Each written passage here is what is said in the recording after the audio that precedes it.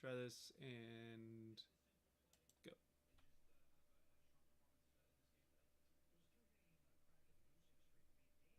I think we're live. I don't know. The transition's always weird because it has like a 15-second delay. So, all right, here we are. First stream of the season. I got a few people in here already.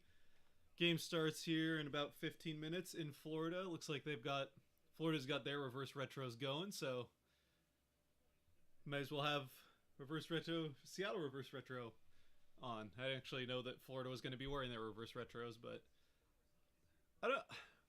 I like Florida's reverse retro, but I don't think it looks as good on the ice as it does as like an actual jersey. So I don't know. Few things were, few things got together here at the last minute as far as the setup. So if anything's not working, please let me know. But I think everything's working right now, so we're hoping that stays that way. Stream's obviously going to be a little bit behind. Not only is there a 15-second delay between when I'm saying things and when you're hearing it, but my streams have been delayed a bit. So if you want to sync up with it, I'll try to give you game times from like every now and then. I'll try and give you like where we're at in the game. You can try and sync up with it. Otherwise, yeah, you'll be a little bit ahead and you'll just hear my reaction a few seconds after whatever happens.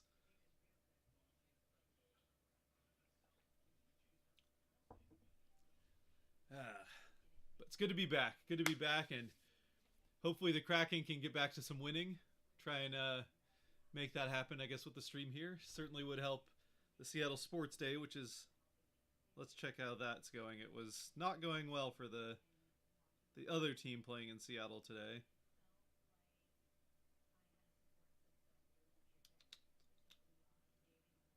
Oh, they're actually coming back. How about that?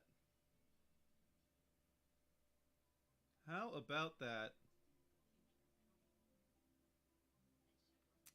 All right, so maybe the Seahawks can recover from a disastrous first quarter in a bit, but I mean, the Panthers suck. They should easily be able to beat the Panthers. Even like the Seahawks have been a pleasant surprise, just like the Kraken, but like the Panthers, they should be able to beat the Panthers. Anyway, they're down 14-20 going into the half, so hopefully the Seahawks can bounce back, but we'll watch the Kraken game, and hopefully the Kraken can bounce back to some winning after their first regulation 3-game losing streak of the season coming into this game. And now they've got Florida tonight and 2 days off, or 1 day off. In 2 days they're in Tampa, and then 2 days later they're in Carolina. So a 3-game road trip here. That's some pretty good teams they're playing on the road, and they'll be without Jamie Alexiak for the rest of those 3 games because he got suspended for a hit in the last game. So yeah, certainly far from ideal. I will say the suspension surprised me. The penalty makes sense, but he doesn't have any prior issues. It certainly wasn't. He didn't mean to hurt him. He wasn't trying to hurt the guy. Obviously, you could tell it was an accident, but I mean they decided to treat it like it's freaking Tom Wilson going after headhunting yet again, and gave him 3-game suspension. So I don't know. Either way, it is what it is now, and the Kraken will be without one of their better defensemen here, especially on the defensive end, for 3 games. Which means Cale Fleury's in on the defensive end.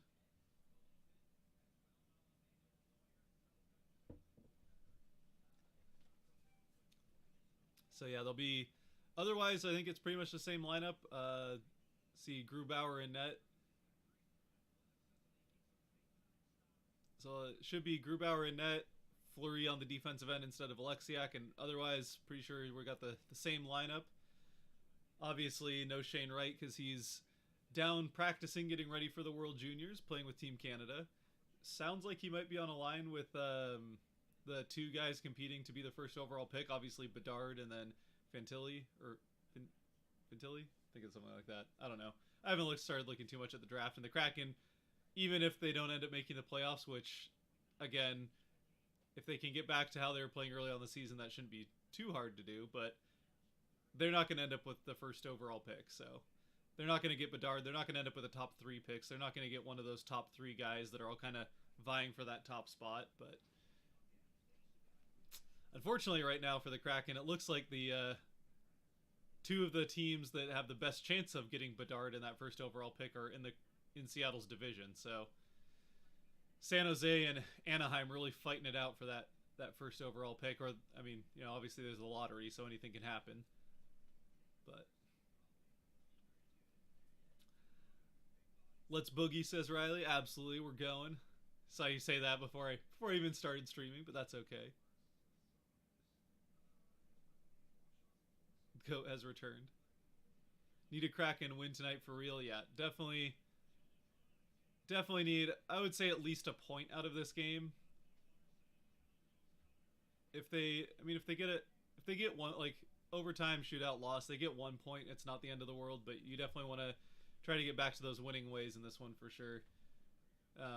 Get Florida back for coming in and beating Seattle at home a few days ago.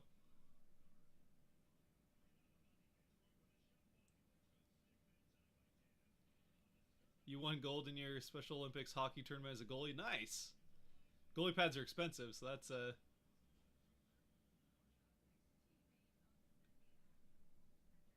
it's cool to have some goalie experience.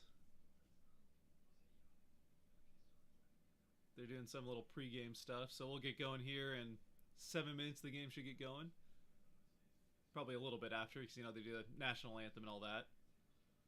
Audio level is a little low. Go Kraken. All right, let's see if we can figure out how to bump that up. You might have to do some on your end. I'll try and get the mic a little closer here. Let me know if that helps.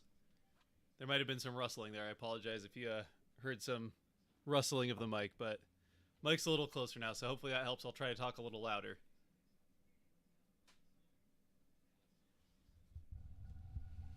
Just gonna move some other things around here.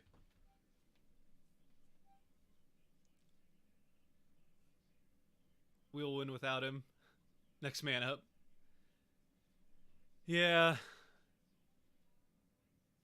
I mean, I will say for Fleury played pretty well in the couple games he played when Alexiak was hurt earlier on in the season. So as long as Fleury can jump right in and get back to that the way he was playing when he was subbing in for Alexiak earlier on, then it's definitely not like an upgrade by any means, but isn't like a huge loss, especially because you have like Borgen can step into kind of that role that Alexiak was playing. So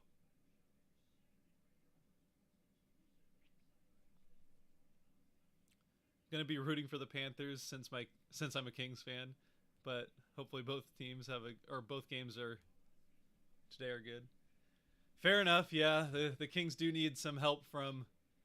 I mean, let's be honest. If the Kings want to make the playoffs, they need either, well, probably a wild card spot, but Seattle or Edmonton to slow down, and the Oilers are hot all of a sudden. Which, I mean, we kind of figured the Oilers would start having. They would get a hot streak or two here and there. They got too much talent not to get into the playoffs, I would imagine. But the Flames, I mean, you'd think the same thing about the Flames, but the Flames have been off to just a incredibly mediocre to below average start, and they just can't seem to win when they need to. So we'll see with the Flames, but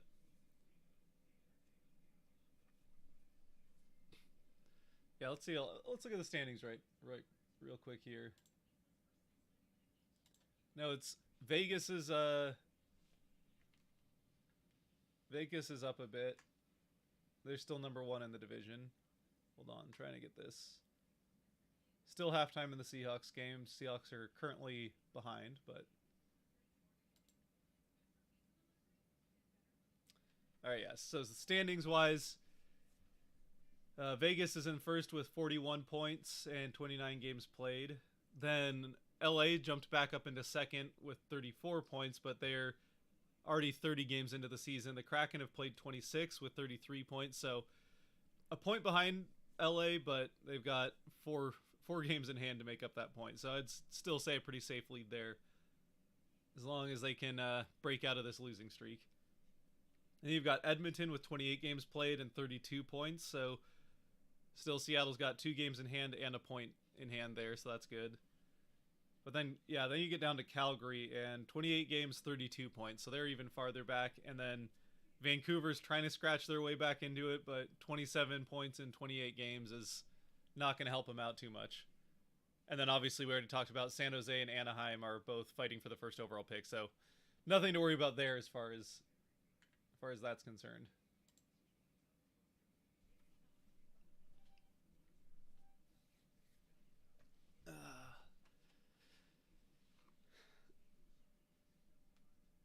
Yeah, no big rig today. That did help with the mic, moving the mic closer. Good. We'll try and keep that going. Zoomed like way in up here. Let's try and back up the camera a little bit so you're not getting too much high definition. You don't need to see all the close up there. I definitely need a haircut. There's way too much going on up here, but hopefully that happens this week. We'll see. It's definitely past the point that I usually like to get it cut, but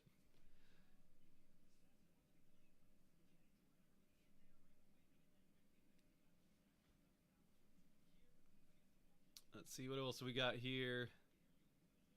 Jamie's my favorite player on the Kraken. Yeah, I like Alexiak a lot as well. That's why he's my away jersey's an Alexiak jersey, which I thought about wearing, but I figured I'd break out the reverse retro here for the first time. It's a nice jersey. I like it. I know not everyone's crazy about it. And, I think there's definitely room that they could have done better, but it definitely could have been a lot worse. So I do like this reverse retro. The logo, I really like two-tone jerseys, so I was kind of like just go straight two-tone, and the logo actually is all the same color. It just doesn't look like it because the fabric, they've got like the I don't know, the pattern of the fabric is facing different directions, so it looks like it's different colors, but it's not. So it really is, it pretty much is a two-tone jersey, just with the different, just like the red eye and then the orange NHL logo are the only things that aren't the dark blue or the ice blue. So, which is obviously different than the main jersey where there's actually two different colors in the logo for the Kraken. Much better volume. Good. Glad to hear it. Just gonna move this even a little closer just so we make sure that if I lean backwards that doesn't slow down. Oilers do have a player or two. Yeah. A player or two. Then the trick is to get the rest of the team to actually play. But yeah, McDavid. Draisaitl has been, he's still been really good, but he's been relatively quiet compared to like what he did early on last season. Still scoring like crazy. How many points does Draisaitl have? But McDavid's been on an absolute tear, which is, to be expected. Let's see, Oilers scoring. Okay, so Draisaitl still has 46 points. I feel like it's just overshadowed because the Oilers haven't been winning enough games. Like, it doesn't get talked about because the Oilers haven't been winning enough games, and because you've got McDavid with 25 goals already in 28 games. 54 points for McDavid. 25 goals on 29 assists. Yeah, so it's the two of them, and then I guess Ryan Nugent-Hopkins still has 33 points, so that's pretty good. Zach Hyman still a point per game, 28 points, and then you got a pretty big drop-off to Tyson Barrie, but anyway.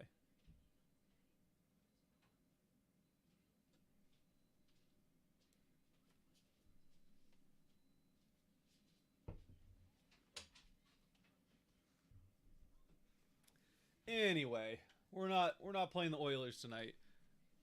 I actually did just see that Matthew Tkachuk he's got 37 points in their first 25 games. So that's already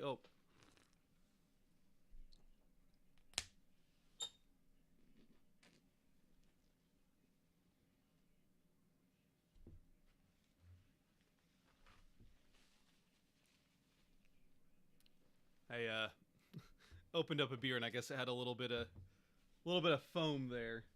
Uh-oh.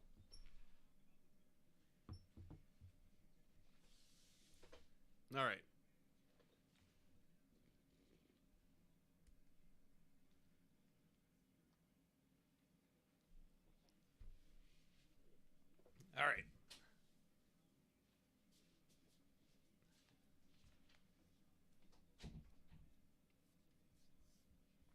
I wish it was the anchor logo for the reverse retro.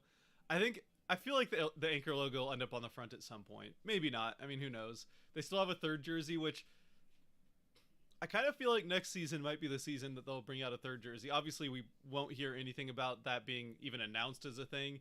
Even if they are planning on it, I can't imagine they announce that until like the summer sometime.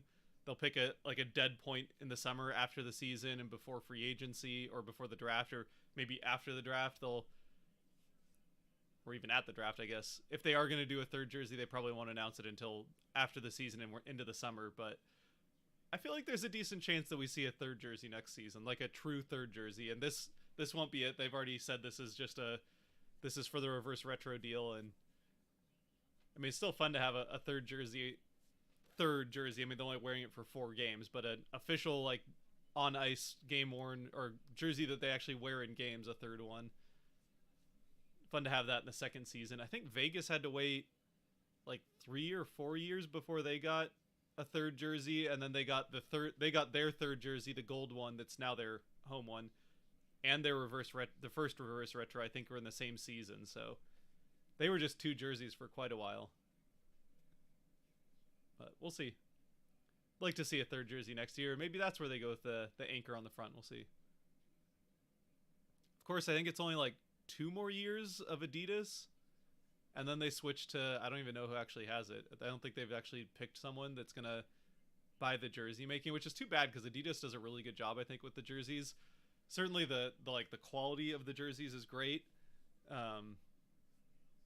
but and I really like. I mean, one of the biggest things, other than like the fabric style, the biggest things that changes from like maker of the jerseys is like the neck of them, and I really like the neck of the Adidas jerseys. So I don't know, it's kind of a bummer that Adidas isn't coming back in a couple of years from now, but probably be like Nike, I would imagine, but we'll see.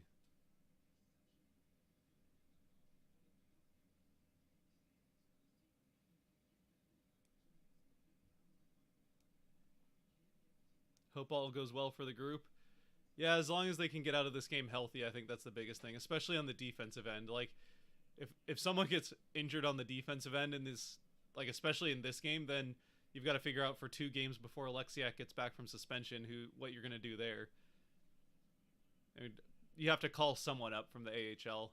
Is that Riker Evans? Like maybe Riker Evans comes up. I don't know if he's really ready, to be honest. Let's see what the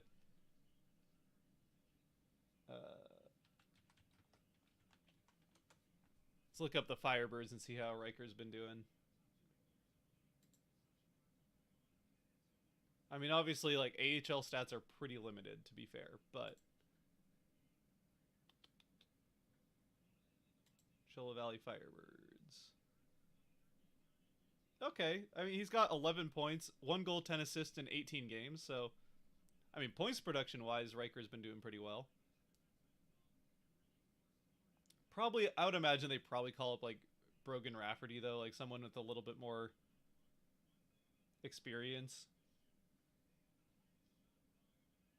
They also got, yeah.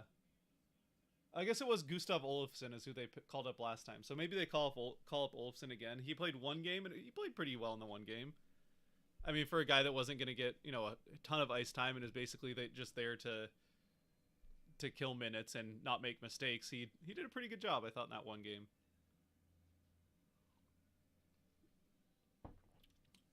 So yeah, I kind of feel like Riker probably doesn't get called up. I mean, maybe he comes up for a few games here and there, so, but on a road trip, I feel like they'd probably try to give Riker a homestand if they want to call him up for a few games at some point.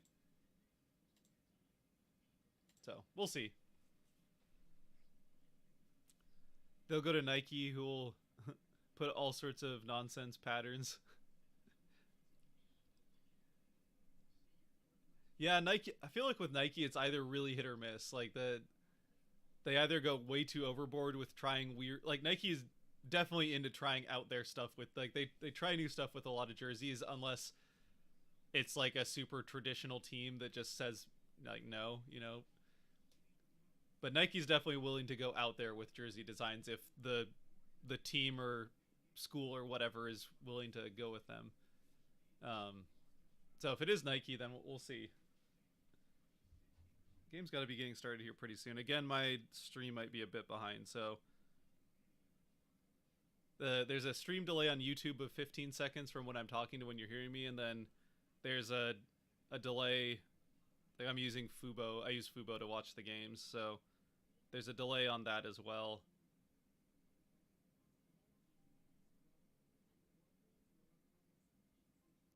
Which I'm not. The other thing is, I feel like every time I mess with like the stream on Fubo, it messes it up. So I'm just gonna not touch it. And if we're a little bit behind, we're a little bit behind. So I apologize for that, but you'll get to watch. I mean, either like I said earlier, throughout the game I can say where we're at in the game. Like I'll mention what the time is on the clock and that kind of stuff, and then you can sync up with me there. Or, you know, if you want to watch the game as it's happening on your stream or whatever feed you have, and then see my reaction, you know, 15, 30, 45 seconds later, then either way works. But the stream will be a little bit behind, or this reaction here on YouTube will be a little bit behind what's actually going on in the game. Let's get here. Looks like the game hasn't quite started yet, so I don't think we're too far behind. I'd imagine we're probably like 30 to 45 seconds behind, but we'll see.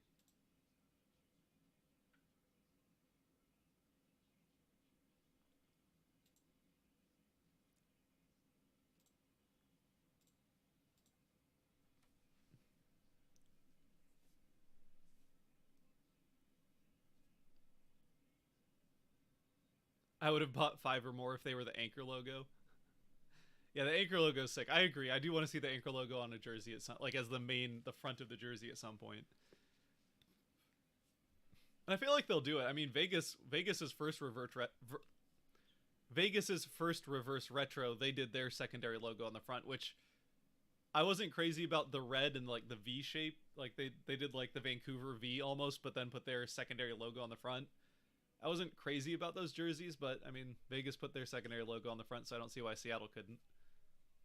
And people do love that logo, and I think they know it. So I would imagine they know they could make some money with the anchor on the front of a jersey.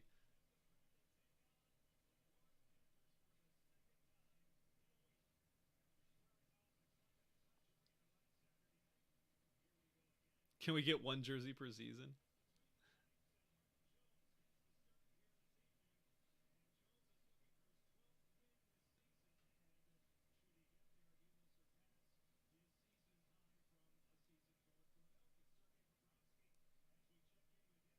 After this year, maybe. I think they signed on for. I could be wrong about this. I saw it in the summer, but I think they had a deal for like 3 years, so maybe there's 1 year left after this one, and they basically the decision happened this summer that they weren't going to extend their deal with the NHL, which I think there's still another season after this one of Adidas making the jerseys. They're just not gonna keep doing it after that. So, I mean, I don't know. We'll find out. Either way, someone's gonna be making NHL jerseys in a couple of years, and that means we'll probably see a slight change in some of the jerseys when there's a new designer, which again probably like Nike or maybe Under Armour. Who knows? I really hope it's not Under Armour. I've never really liked a lot of stuff Under Armour's done. I guess like Reebok is one that used to make NHL jerseys, so that's a possibility. I don't think CCM has the money to do it again, but all right, here we go. Kraken got it down into the offensive end and then immediately turned it over. Panthers right back the other way, get into the offensive end and turn it right back over. Gord with the puck in the offensive end, down into the corner. Back to Larson. All right, we are underway. Kraken with the puck in the defensive end. Don't turn it over.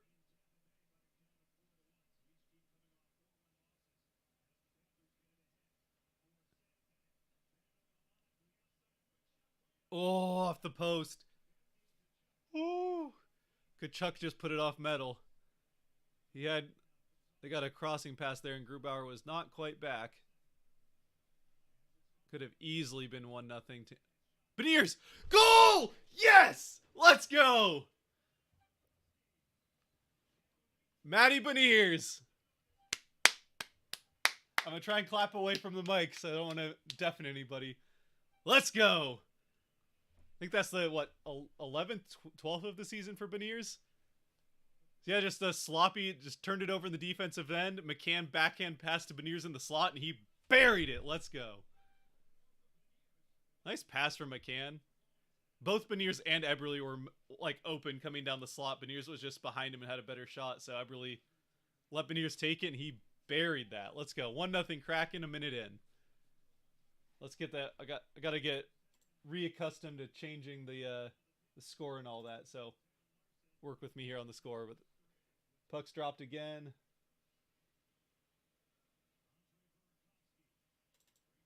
Change the score here. Bang. All right, there we go. Good start. Good start. Kraken are 8-2-1 on the road, so you'd think, even with the loss against DC, that's offside, yep.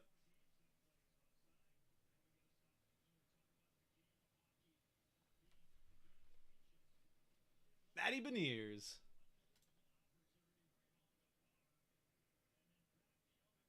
Yeah, that's a big swing, too, because that was just a, 10-15 seconds after Tkachuk put it off the bar at the other end of the ice. And then Beniers almost put it off the post and in. I think he just got it cleanly right inside the glove hat, right inside the glove side on Bobrovsky.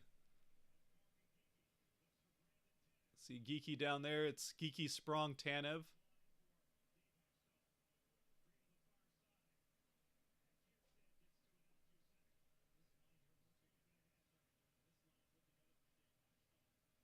So they got Burakovsky back on the...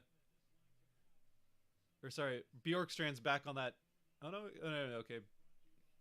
Oh, yeah, so, yeah, because Schultz is back, so Bjorkstrand's back on the third line.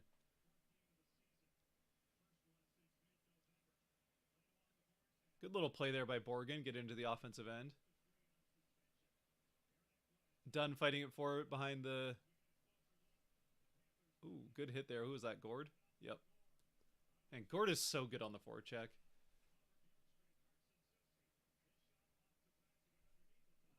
Yeah, it was so. Oh, we got a little chippiness here behind the.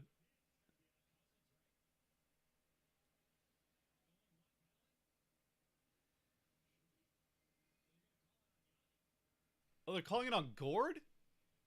What?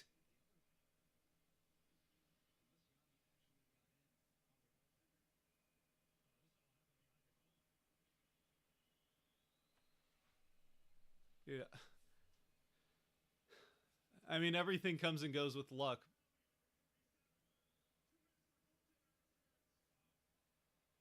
Dude, Gord it.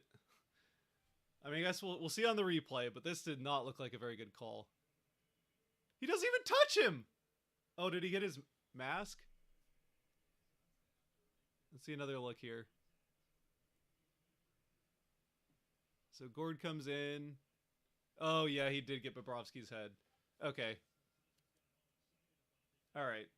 I'm not gonna complain too much about that one. It was not unlike what not unlike that play.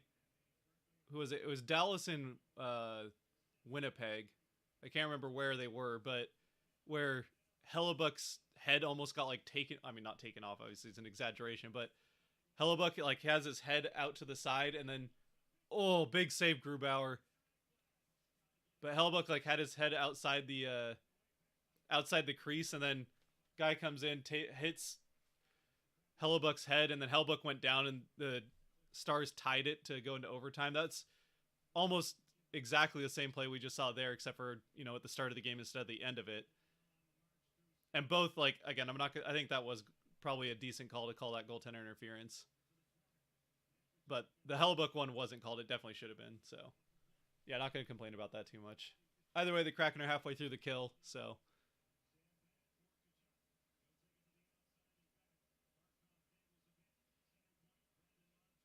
They've got it in the offensive end going around, trying to find that shot. Come on, come on, come on, come on. Nice! Oh, it's Jones. It's not Grubauer. My bad. Jones is in net.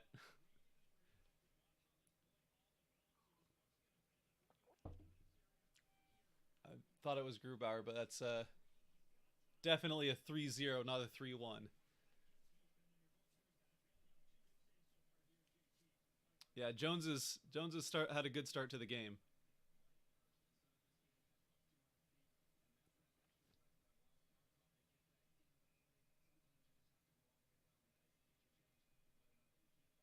BS call. I mean, it's definitely, I would say it's on the line of a,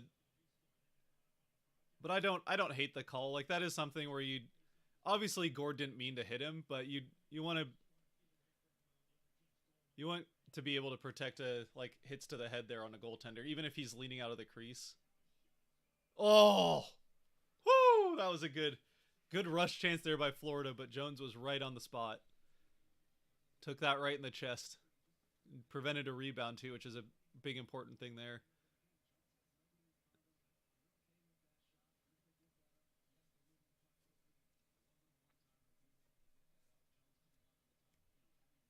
Put that one on Steve's dang it. I think he did have a dang it of the Hellebuck one, so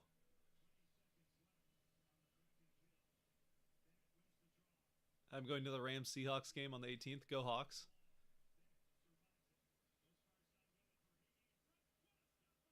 Oh, nice stop, Jones. Oh, oh.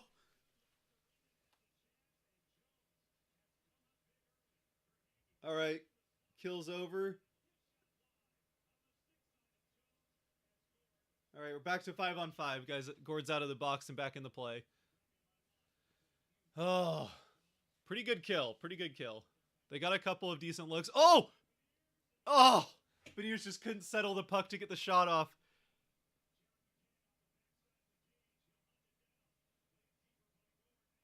Beniers. Schultz back down. And that'll go around. All right, Florida's got it. 4 shots for Florida on the power play. Oh, he almost had Beniers in the slot again. Wow, Kraken really trying to.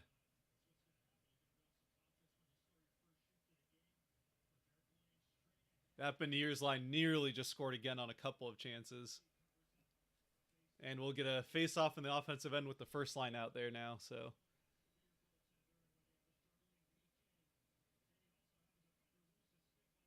Oh, what a save by Jones. That was a nice play there by on that. Looking back at the power play. Yeah, they very nearly scored there. Nice toe save.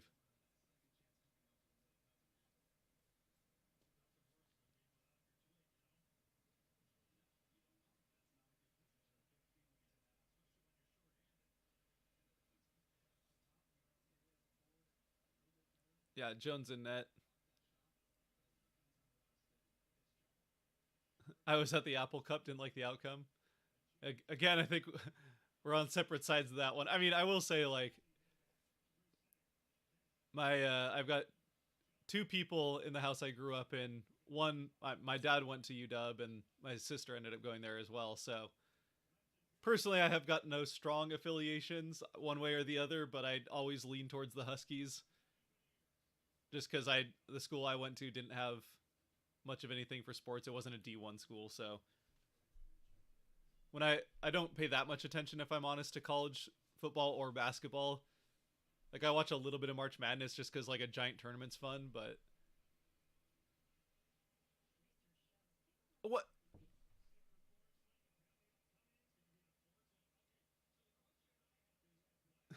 I don't know if anyone else is watching en route, but they just like went to commercial right as Florida's taking a shot.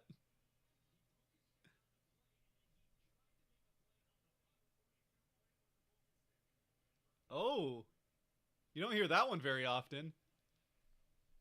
So Seattle's going to go to the power play because one of the Panthers just tried to play the puck with a broken stick. I mean that. So if you're newish to hockey, that is a rule. If you break your stick, you have to just drop it immediately and go get a new one. If you play the puck or continue playing at all, or even skating around with a broken stick in hand, then it's a penalty. So you don't see it very often, but that's playing with a broken stick. That's the call, and the Kraken will get the power play. It doesn't matter how you get to the power play. I think was that Forsling? I think that was Forsling that played it with it.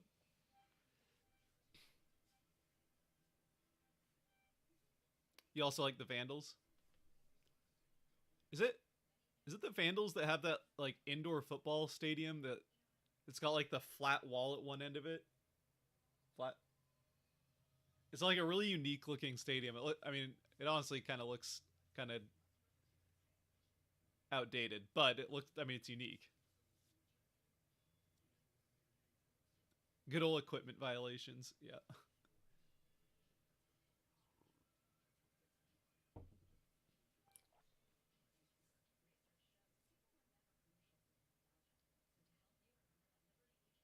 What if there are vampires that need staking? I'm pretty sure that actually I know for a fact that biting an opponent is against the rules. Not that it stopped Lemieux from trying that last year. Was it Brady? He bit Brady Kachuk twice in a fight. All right, here we go. Seattle power play. So, I mean, at the very least, if a vampire was out on the ice, if he tried to bite somebody, it would be a penalty as well. So it evens out. Even if you were to try and use your broken stick to get the vampire. Anyway. Here we go. Try getting the offensive. Oh.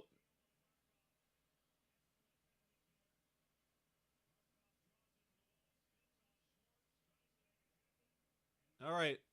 Let's figure this out, guys. Let's figure this out.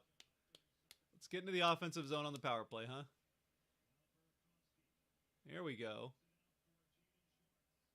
Nope. That's going to get cleared again.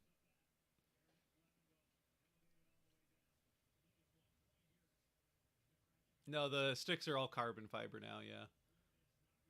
I don't know if a carbon fiber stake would do the trick.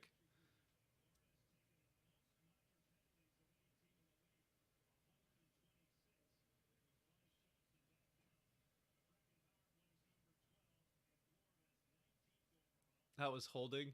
Yeah, they tend not to. It is. I mean, again, it's one of those kind of dumb things. Just call the game the way it's meant to be called. But they do tend to call much fewer penalties when a team's already on the power play. They don't like sending the game to 5-on-3 unless it's just obvious that they have to. So.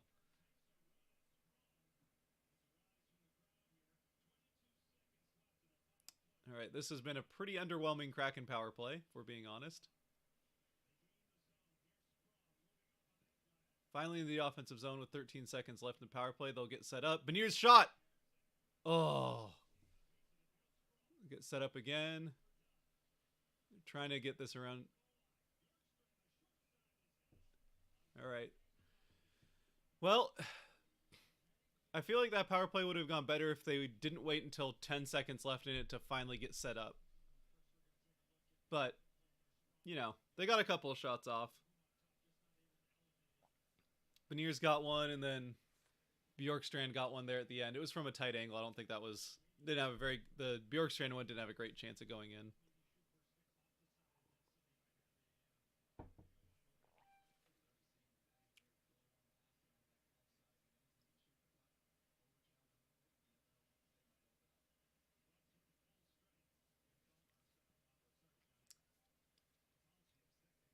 All right, here we go. Oh, nice play, Tanev. Get it in there. Down to the corner. Good forecheck. Puck behind the Florida net. Larson cannot hold the zone on a bouncing puck. It's all right. Kraken still have it. Tipped in. Tanev around the boards.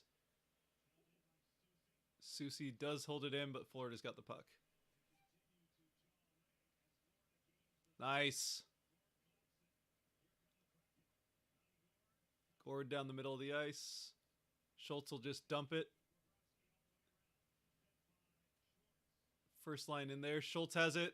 Shot well wide. I think he was looking for a tip there, but it was well out of reach for Schwartz. Good neutral zone play by Seattle there. And then bad neutral. Oh, and then bad neutral zone play. Oh, it definitely a decent opportunity there was setting up for the Panthers. They just couldn't get the pass across. And Schultz dumped that in and get a change. He's been out there for a bit.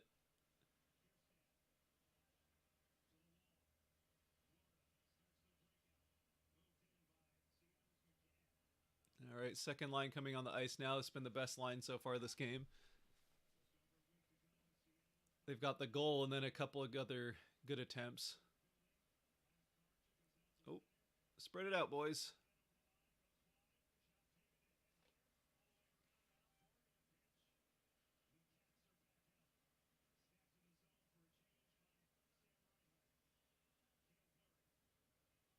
All right, here's Cale Fleury with the puck. Let's see what he can do with it. Whoop, drops it back for Borgen. Back up to Fleury.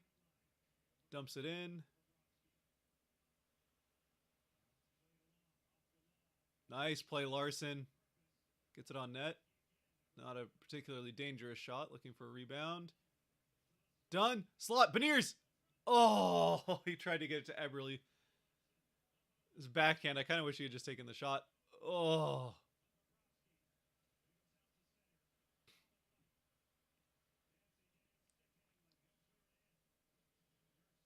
What did Forsland just say?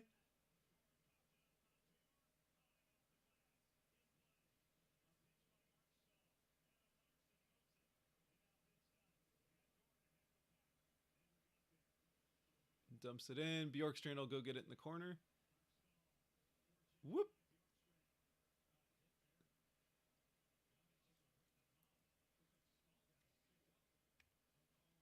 Tanev is active. That means a good game. Hopefully the Kraken win. Absolutely.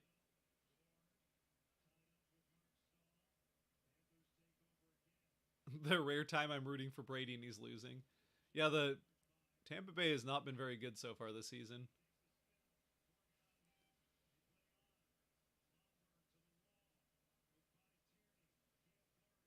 All right, Fleury. Decent play there.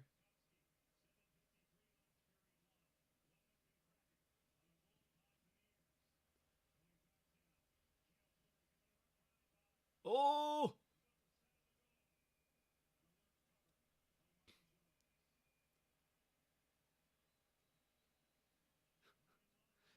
Oh, man. I love Borgen.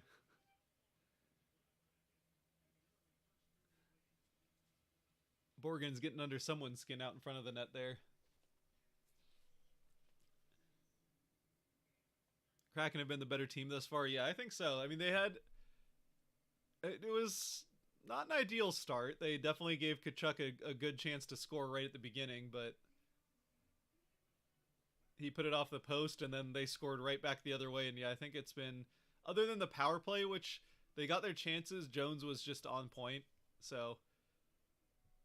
But I definitely give the edge to the Kraken. It's been, say, like slowly tipping more and more in the Kraken favor the longer this period goes on. But we'll see. Good to have the lead, that's for sure. We're at, about 8 minutes left in the first? A little bit less.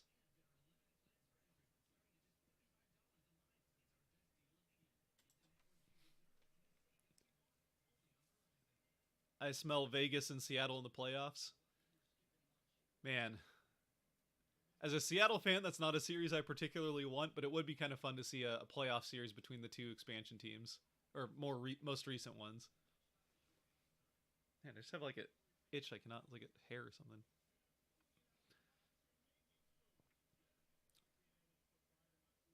My two favorite teams are Seattle and whoever's playing against Vegas. I don't think I Vegas is probably my least favorite team. Well, they're definitely down there, but Colorado's still my second favorite team. It's the team I cheered for before Seattle started playing, so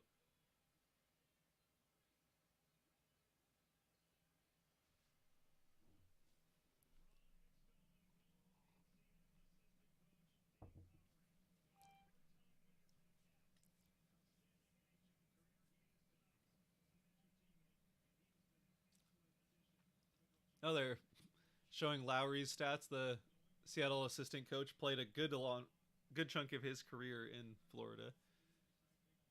It's like what 110 points. I think they said 50 goals, 60 assists. So good long time there as a Panther.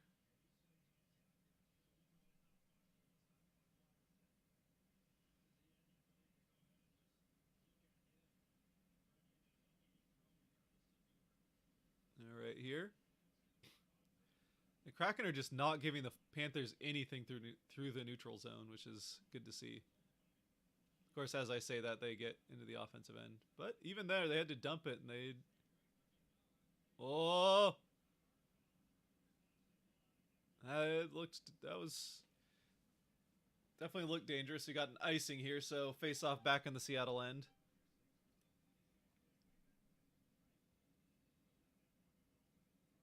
I was in Vegas in 2018. Their fans are something else. It's definitely a rowdy building, that's for sure. The fans took to it, which I mean, like, even if I'm not a huge fan of the Gold Knights, it's good to see a team in the middle of a desert, like a hockey team that's in the middle of the desert that can draw fans like Vegas can. Now, they've been good for pretty much their entire existence, so whether or not that sticks around when things inevitably end up not going well for them at some point, we'll see. But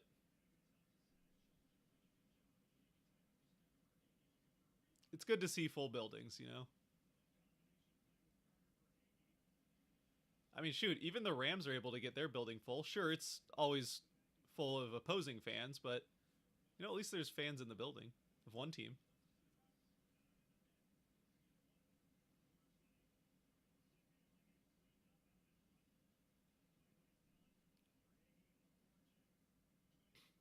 Well, at least so far anyway, this is the suffocating defense that we've seen the Kraken have success with this season. They're playing it again pretty well here in the first, outside of that first kind of minute and a half or so. Oh, Eberle's all alone with Forsling.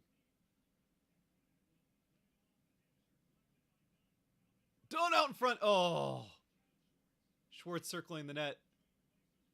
All right, Schwartz will get it out to Dunn. Dunn fire. Oh, he was looking for a tip, but no one was there.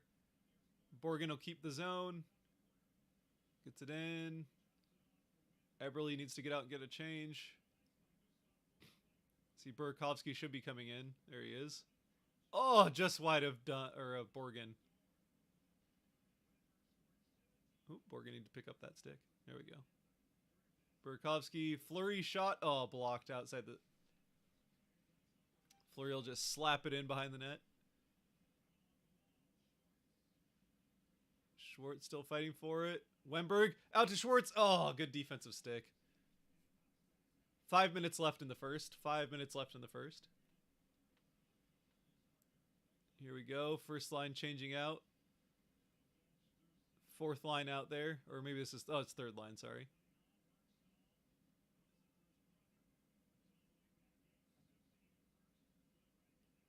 Susie with Schultz.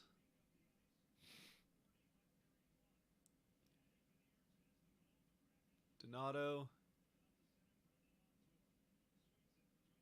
They're just not letting him get... There we go. Schultz took a bit of a tumble, but he stuck with it. Oh, nice chip out. Good job, Gord.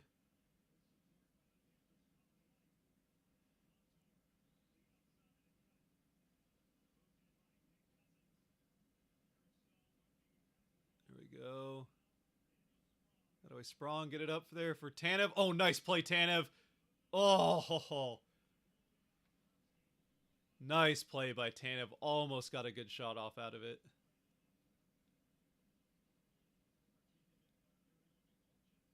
Oh, there we go. 3-on-2. Oh, and the skates have sprung. Shot! Oh. Oh. I think they just took a little bit too long deciding what to do on the. That's something we've seen over the last few games. Is the Kraken have gotten a few 3-on-2 chances in the last few games, and they just. It seems like whoever the guys with the puck takes too long to decide what he wants to do with it, and it kind of spoils the opportunity. But they did get a good chance there. Borgen just put it off a post and out of play, or maybe off the bar, the crossbar. That is. Snow is beautiful. I love snow. I don't know why I looked outside like I thought it was snowing. I know it's like 40 degrees out there, or like 45. Which is well above freezing if you're not from the States.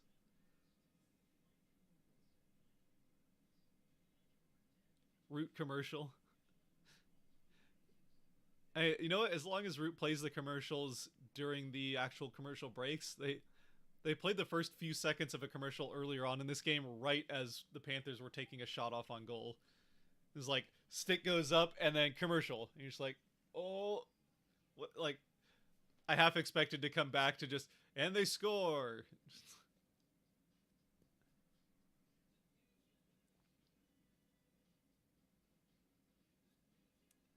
Borgen has really stepped it up this year. I thought Borgen played pretty well last year, but he has been even like better than that this year. And he's been legitimately probably the third best defender, or yeah, third best D-man so far this season. Maybe fourth. I think it's kind of between him and Alexiak. Both, I mean, the top pair of Dunn and Larson are easily 1-2, I think. But between Borgen and Alexiak, I think it's been kind of a hard call to say who's been the third best on the blue line for the Kraken so far. So yeah, Borgen's definitely stepped it up a bit. And last season, I feel like he didn't get enough playing time last season. He was kind of on that defensive platoon that they had going on for a while, but obviously Hayden Fleury not being back left a spot for Borgen.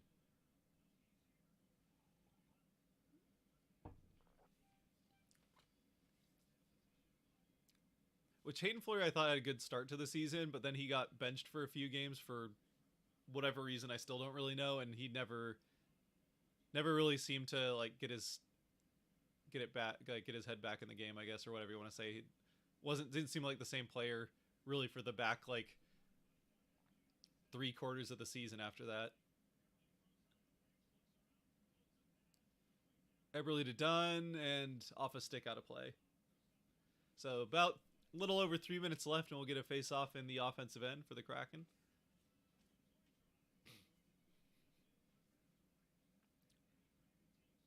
Geez, McCannon is on it too. Yeah, the whole that second line once again is just on top of it.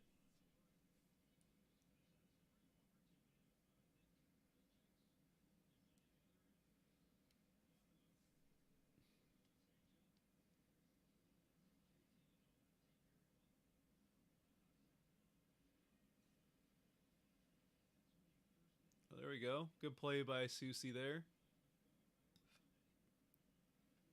Donato will just get it in. It's definitely an interesting line they have here for the third line. This one, Donato and Bjorkstrand. Whoop! That one got past Schultz. Good job, Donato. Donato just saved what would have been potentially a goal. Certainly a very good chance right in front of the net for Florida if he doesn't get a stick on that.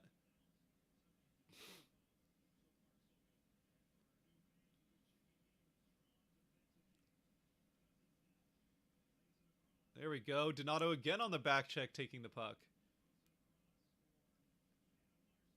It's definitely not what Donato's known for is his defensive game, but a couple of good back-to-back defensive plays from him there.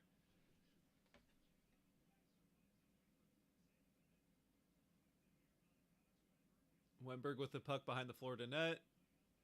Working his way around. Burakovsky with it. Good play by Wemberg. And that'll get out. That should bring the puck back on an icing, and it will. So just under 2 minutes left. Another face-off on a icing by Florida. Another face-off in the Florida end. Hack switches up the lines too much. He really hasn't this season. But, I mean, like, you know, a 3-game losing streak, and even if they've been getting their chances, they haven't been finding the back of the net. So I think it's certainly understandable to mix things up on especially the third and fourth line to try and get something to work. I mean, the third line when it was Gord, Tanev, and whoever else. I mean, it was Gordon Tanev with somebody else rotating in. It was Bjorkstrand for a while. It was, I mean, some other guys like McCann started the season there. But the Gord Tanev line, like Gordon Tanev especially as a duo are so good on the forecheck and very good in the defensive end as well. But they just, I mean, they weren't scoring, so you kind of at a certain point you want to try and mix things up and see if you can get some chemistry, some scoring chemistry going elsewhere. So I think the big thing is that he's pretty much left outside of injury to when Schwartz got injured there, was out for a game. He's pretty much for now over a month left the first and second lines alone. Ever since he switched around the left wings and put Bjorkstrand on the third wing and Schwartz up to the first, McCann on the second, they really haven't changed that first and second line at all, which, especially the way the second line is played since then, I don't think you're going to be splitting up those three guys anytime soon.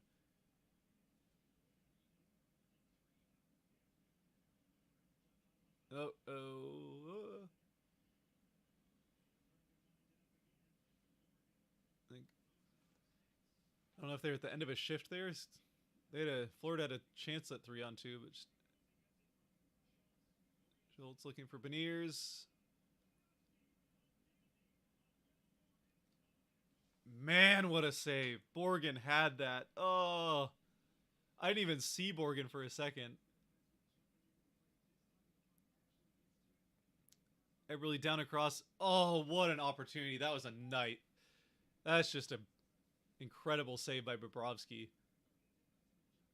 Oh, Borgen with the shocked look on his face like Borgen thought that was in the net. Borgen cannot believe he didn't get a goal there. And once again, it's the second line. That was a pass from Eberle right down to Borgen.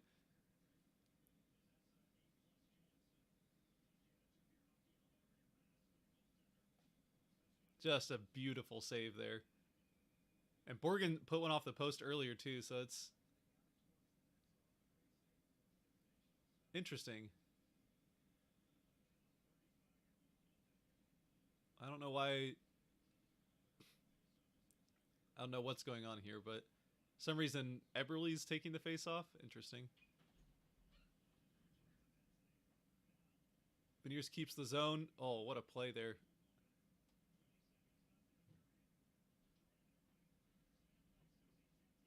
Susie, oh, blocked in front.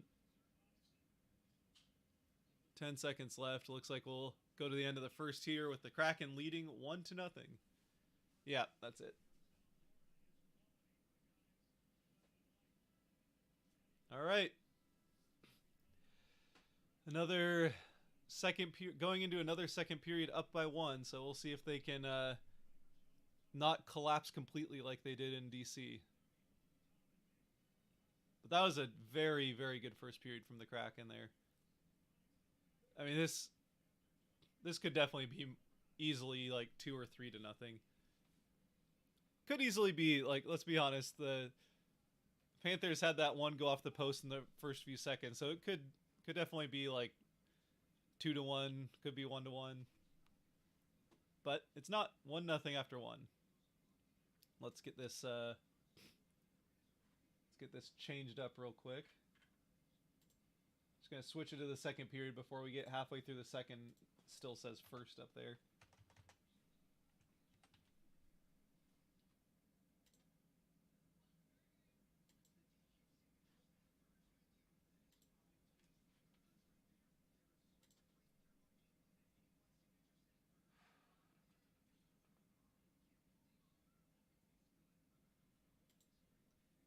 is it?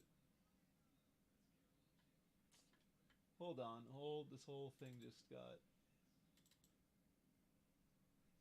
out of whack because I had to restart my computer. That should switch it. Right? Second. Good. All right, we're still at the first intermission, but we'll switch it over the second period, otherwise I'll forget.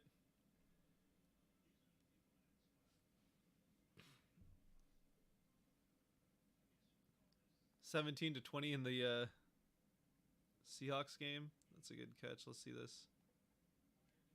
Where are we at in that one? End of the third. Seahawks have the ball. Down 3. Oh, they're moving the ball.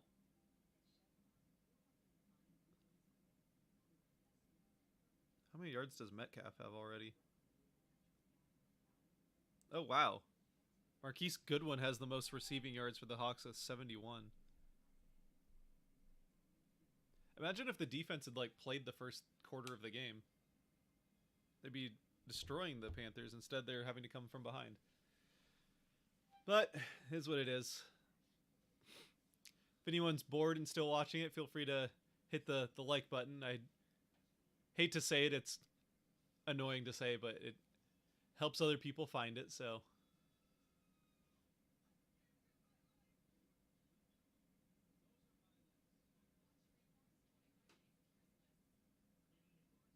Both Seattle teams are playing against the Panthers. That's true. I didn't even think about that.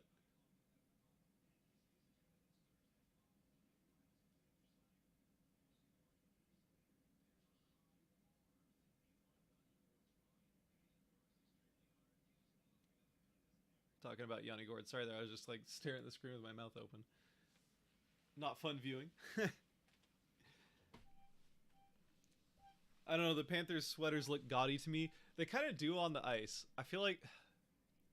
I will say, I really like the way they look as just like a jersey to buy. But they do kind of... I don't know, they look like a lot on the ice.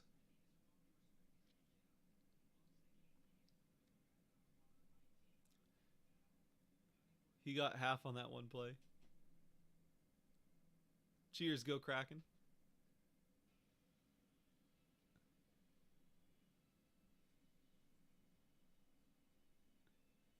Inexplicable Root Sports commercial. Yeah, their commercials have been a bit interestingly timed so far in this game. I don't know what it is about the road games, because they had that one game where they didn't even have audio. They had to use the radio audio, which I thought was actually kind of cool, but they their TV broadcast, they couldn't get the audio working, so they did radio audio for one of the games on the last road trip, and now their commercials are all over the place. I don't know.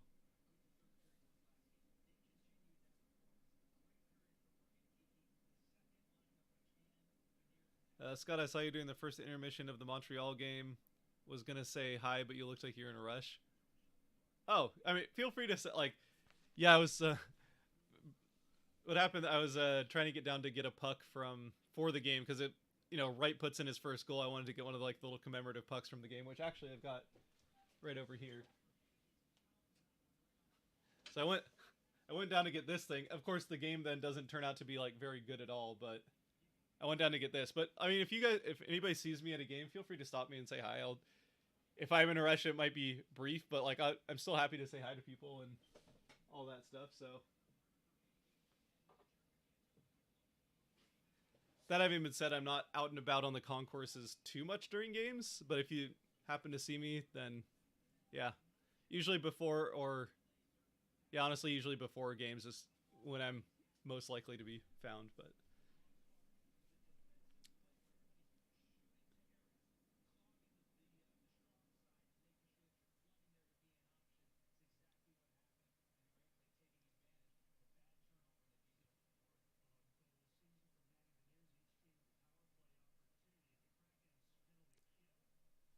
that was a good goal. Yeah, Beniers is such a good shot. Which is the end of the DC game on that power play, he put the one off the crossbar and then looked disappointed, like he had just missed an empty net. even though there was like a tiny window between whoever the goaltender was, Lindgren's shoulder and the net. But like Beniers is so confident with his shot that even a couple inch window at the top of the net, he feels like he should hit every time.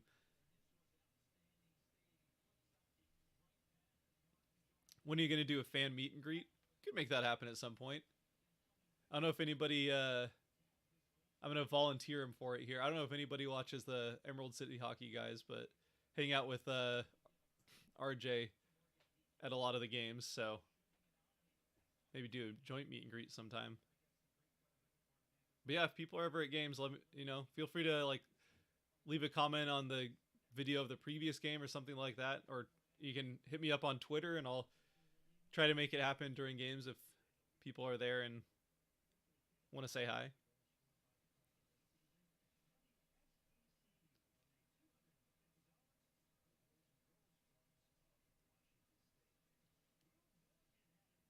Hope to see a Kraken game in the near future. That would be awesome. Yeah, Kraken games are a lot of fun. I mean, I will say I've never been to a NHL game outside of Climate Pledge Arena, which may come as a surprise to people, but Kraken games are a lot of fun. It's definitely a lot of energy in the building. Pre-game show is great. If you do go to go to a Kraken game in Seattle, definitely get there early to watch the pre-game show. I think I slightly preferred last year's, but this year's is still very good and somewhat similar.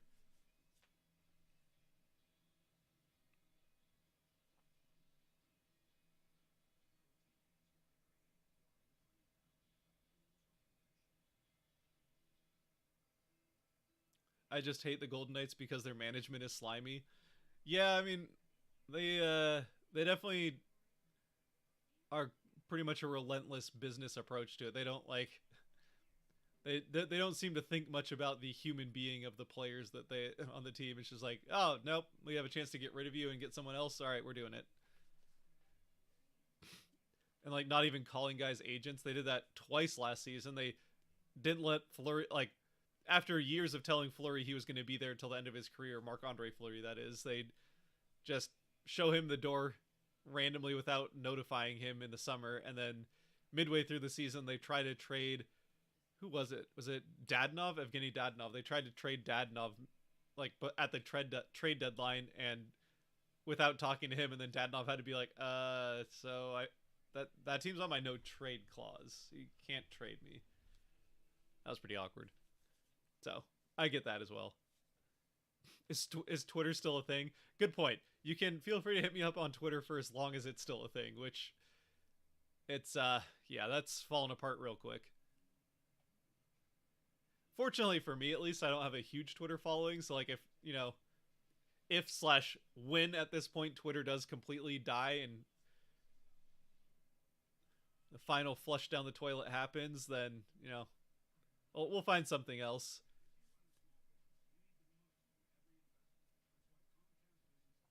I'd give it another like 6 months to a year, and there will be a Twitter replacement that everyone will switch to. I mean, shoot, if MySpace can die and everyone switched to Facebook, which was a long time ago now, I get it, but it's happened before where like the leading social media just dies out of nowhere and everyone switches to something else. So, hope to get a picture with you at a Kraken game. Well, if you're ever at one, again, like I said, let me know in some way and we can make that happen. What else we got here? Let's see some more comments. Yeah, I was at the Montreal game too, and I saw. Oh, and I was so mad after the game. Yeah, that game was. I would say that was the most frustrating game of the season for sure. I'm trying to think if there's a more frustrating one. Who else did they even lose to? Oh, the Canucks game. That was probably more frustrating, honestly. Although even at that point in the season, we didn't know what the Kraken were. We just knew that they had played a few games pretty well. And granted, at that point, the Canucks hadn't won a game yet, so that was definitely part of it too. But it was certainly, the Montreal game was certainly one of the two most frustrating games of the season to this point. Of course, it did have the upside of Shane Wright's first goal, which that was like the redeeming factor was Shane Wright scored a goal and the penalty kill was a perfect 4-for-4 for the first time in weeks. So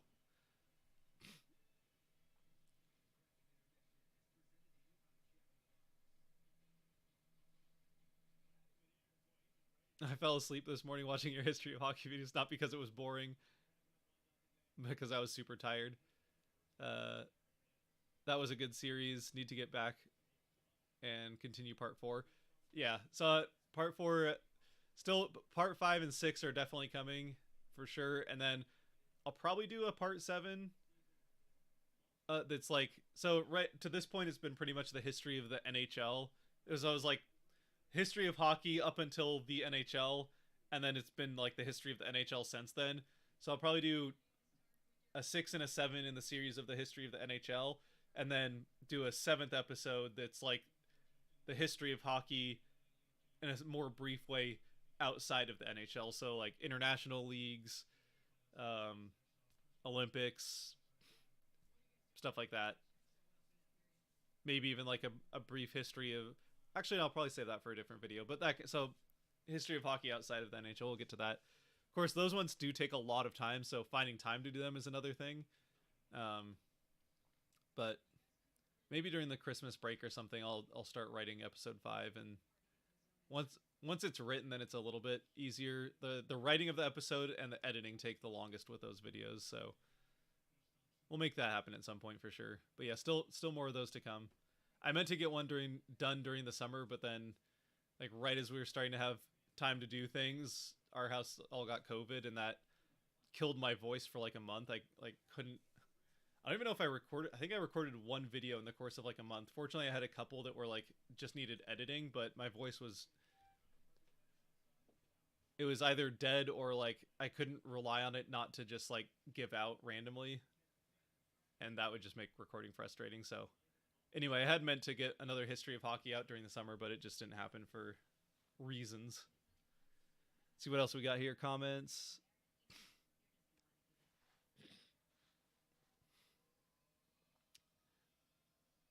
Didn't you run into Vegas management after one of the games? Yeah, I do actually run into. Well, yeah, Vegas management I've seen a couple of times. But I've seen end up like, so the opposing at Kraken games, the opposing front office or whoever's there of the opposing front office, which is usually like their GM and then maybe a couple of other guys, are up in the press box where the press are, and like the TV and radio guys. So that's where Seattle front office, I think they must have one of their own, like they must have their own suite or something, because I never see any of them up there. But yeah, the opposing team's always up there. So I've run into a few of the other GMs. Not like, I don't think I've ever said anything other than how's it going or good game or something like that. But run into a few of the opposing GMs at Kraken games.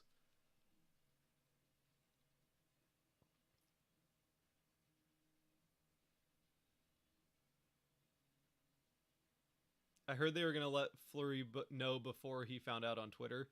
Yeah, I mean, I'm sure they were planning to let let Fleury, talking about Marc-Andre Fleury in Vegas a year and a half ago now. I mean, I'm sure they probably were going to let him know, but I mean, you got to let him know. You have to let the guy know before the decision is made and it can get out on Twitter. Like, by the point it had gotten out on Twitter, the trade was already made. So it's kind of one of those things where like you should probably, like, before you submit the trade, if it, there's a whole process where the trade has to be submitted to the NHL and has to be accepted, which, pretty much if both teams accept the trade, the NHL is probably not going to turn it down, but it does have to go through the NHL first. So there's definitely some time there where they can easily get to whoever the player is that's getting traded and let them know before Twitter finds out, for example. So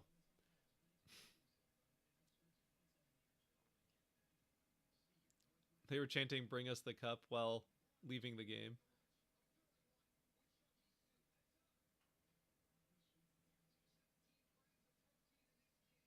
I was like, they were chanting "Bring us the cup" while leaving the game. I was like, you've been here for 15 minutes.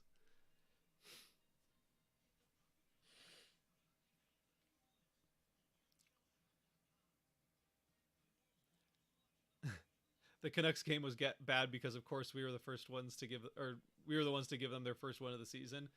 The Kraken have done that.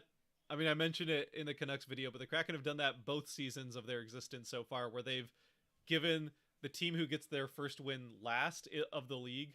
So the last team in the NHL to get their first win, the Kraken have been that first win in both of the first two seasons, which is a frustrating, not so fun stat, but a little little factoid there. Hopefully that doesn't happen next year.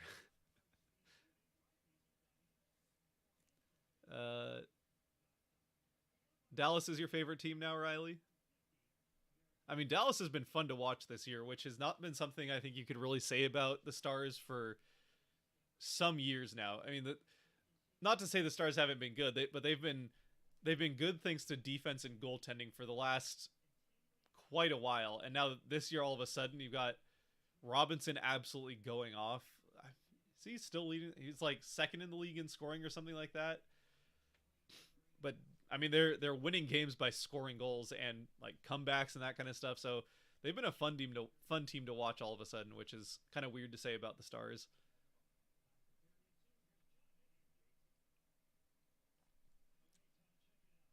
Okay, this is in no way an insult, but Maddie's nose looks like the Seattle Anchor logo.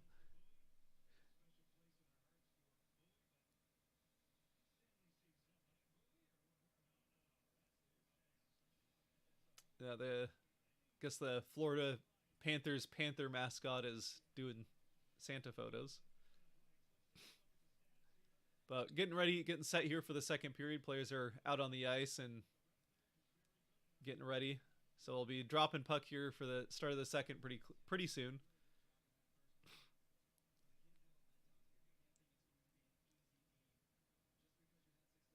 How did the term hockey come to be? Sorry if this is a dumb question. I've just never thought about it before. I'll have to look that up again. I mean, I know I tried to look that up when I did the first history of hockey video, which was well over a year. It was probably close to 2 years ago now, if not longer. So I'd have to look it up again. I think it's one of those things where it's been around because like the term hockey that we now use for ice hockey mostly came from field hockey originally. So even though now ice hockey is the more famous one, and when you say hockey, everyone just assumes you mean ice hockey. Field hockey came first. So I don't really know what the word how the word hockey came to be, but it wasn't the word hockey was around before I think before Canada was, honestly. Big save by Bobrovsky there, just 15 seconds in, and it looks like the Kraken are to the power play. Yeah, Bobrovsky's been.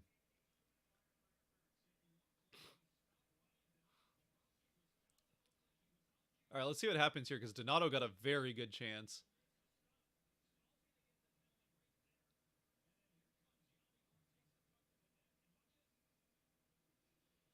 So, oh, his. Oh, wow. So Gord got one out in front that Bobrovsky made a toe save with one toe on, and then Donato followed up the rebound, got another shot off that hit Bobrovsky's other toe.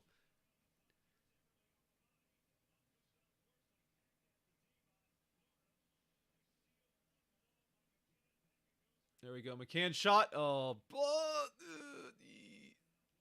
and they'll get it out.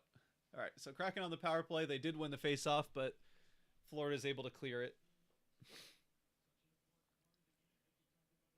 Gord is the best Kraken player, never takes a shift off. He's certainly one of the hardest working players. I have a hard time not going with Beniers for the best over like all around player, but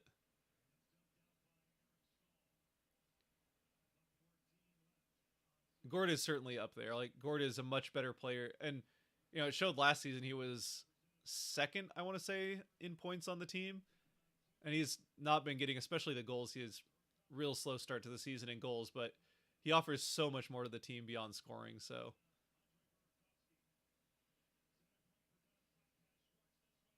McCann, oh, they're not gonna. Woo!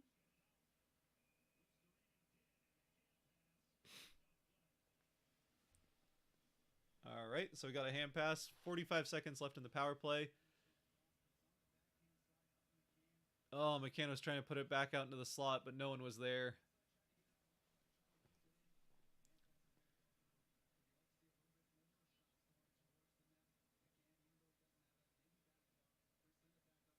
Oh, okay, so hockey was the French word for shepherd's stick. Huh. It does sound familiar, so it sounds like something I knew at one point in time and forgot. But yeah, I don't think I put that in the video.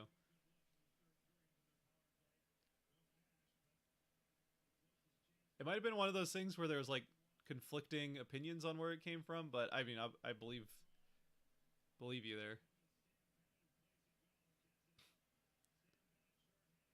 3-on-2 short-handed chance for the Panthers. Oh, they had a very good look there. They just couldn't make it happen. And the power play is over. So they had kind of one good push on the power play, but not. I mean, kind of unlike the first power play, they had the first power play, nothing happened until the last few seconds. And this power play, they got a couple of looks, but the end of it was really not great. Come on, let's get a score here. Kraken have definitely played well enough to be up by a couple of goals, whether you want to say that's 2-0 or 3-1. Oh, what a save by Jones.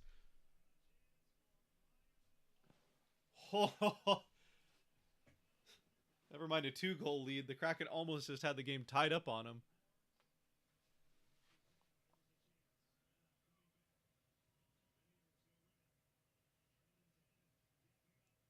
Ooh, back hit there on Tanev.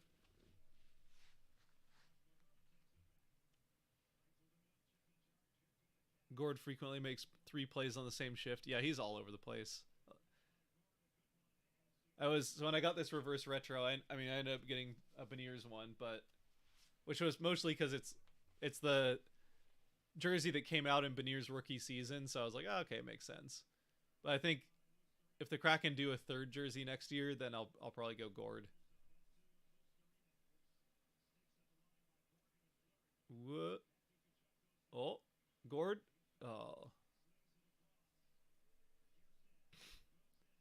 Panthers starting to get a little bit of momentum here. They're staying around the Kraken end of the ice quite a bit.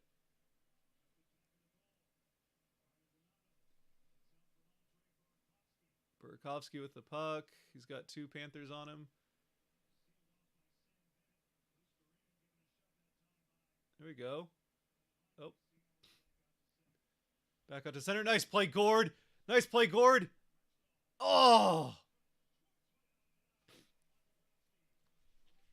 Forsling just barely prevented Gord from getting that out to Schwartz, and that might have been in the back of the net if he could. Nice play by Gord there, though.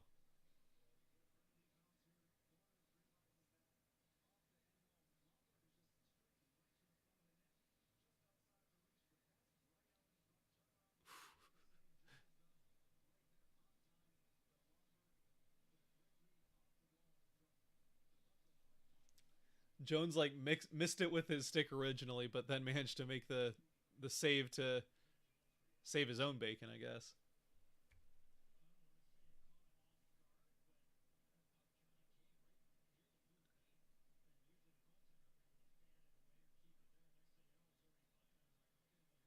I swear, whenever we're on the power play, it feels like it lasts 5 seconds, but whenever they're on the PK, it lasts 5 minutes.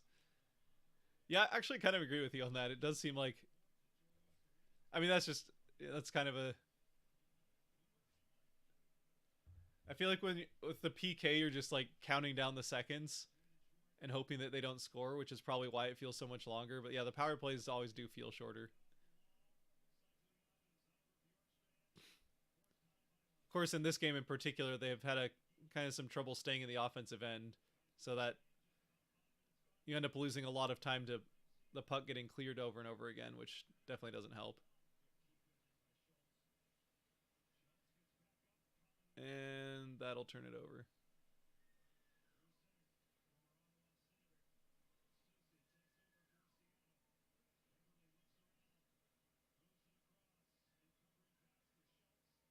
Schultz dumps it in. We'll get the second line out here on the offensive end, but Florida's got the puck. Woo! Oh, Beniers! You keep it on side? Oh, turn it over. You're just taking the shot there. Yep, see, Eddie agreed with me. Oh, nice play, McCann.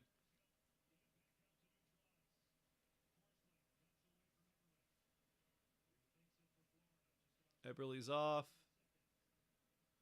All right. Second line's going off.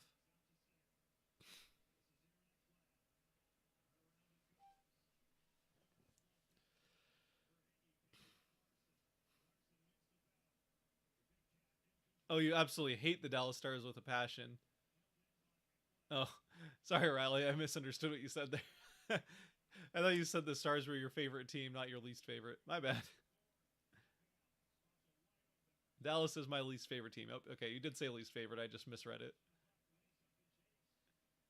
I do remember you saying that last year now, too. All right, icing on the Kraken, so it'll go back down to the other end of the ice.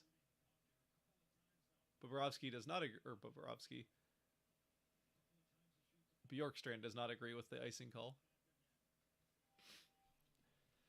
So we're at 13 minutes and 38 seconds left in the second period.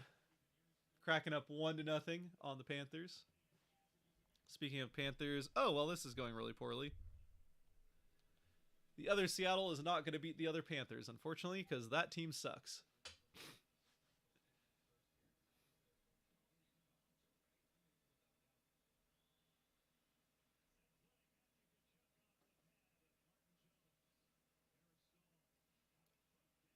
Oh, what a stop. That was a nice play. Bennett got a good chance right next to the net. That's offside, yep.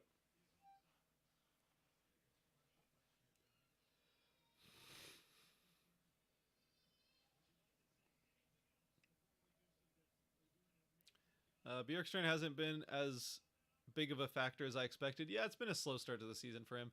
He does, like, he creates a lot of plays. It just, I don't know, he just can't. It does feel, I mean, it's nowhere near as extreme as Donskoy last season, but it almost has that similar feeling of a guy that, like, he's making a lot of, like, especially early on in the season, he was making a lot of plays happen, getting a lot of chances, but just couldn't get anything to go. And now it does seem like it's kind of affected his, I don't know if his confidence, but it does seem like it's affected his play a bit. Just how slow of a start to the season he got off to.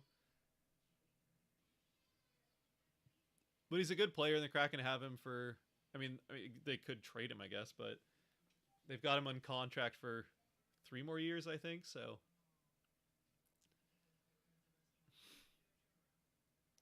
how many points? I know he's only got like 3 goals, but let's see how many assists does he have.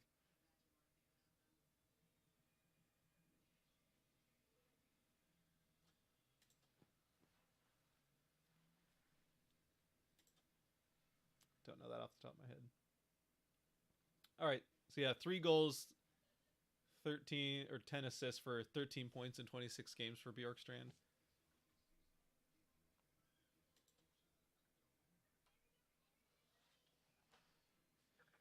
And Beniers with the goal in this game is up to 11 assists, 11 for 22 points. 11 assists, 11 goals for 22 points.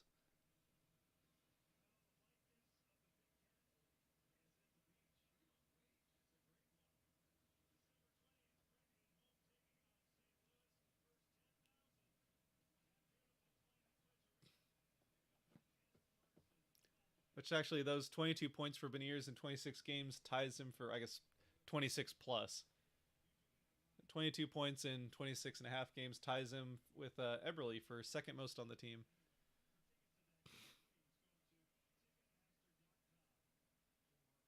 Oh, oh.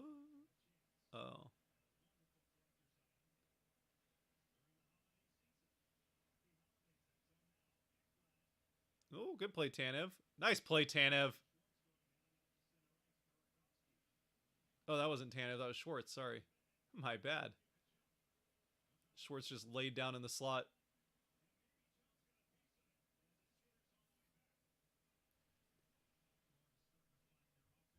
Yeah, the Panthers are definitely starting to get a bit of pressure here.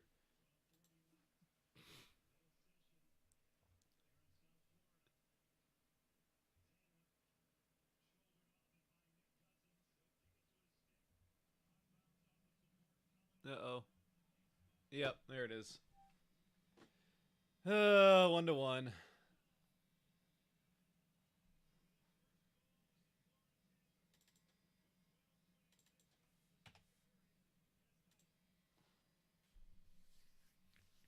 Yep. Same as what happened last game. They just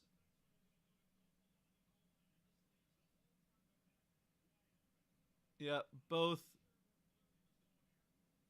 Fleury and Borgen went down behind the net on one guy, which left the front of the net wide open for Stahl. Tie game, and I mean, this is kind of starting to be like the second period we saw in the last game, where it's just let them hang around for too long and let them get one too many chances in the offensive end. One's going to go in eventually.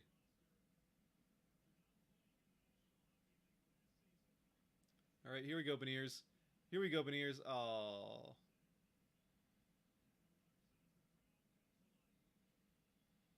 Oh, here we go, Beniers. Oh, wide.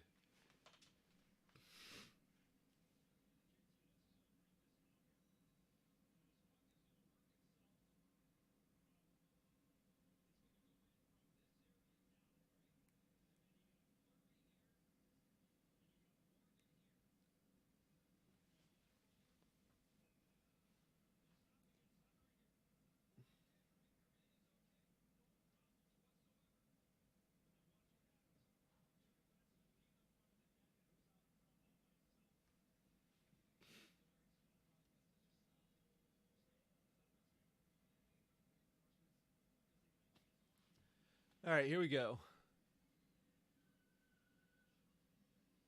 Let's get that lead back, boys. Here we go. Shot. Oh. Rebound right to the Panthers. Oh, keep the zone. Nope. Where's the puck? I don't know who that was that just tried to hit Larson. We just bounced right off of him. Nope. Turned over in the neutral zone. I don't know who 94 is for the Panthers, but he really thinks that he can move Adam Larson, and he very clearly cannot.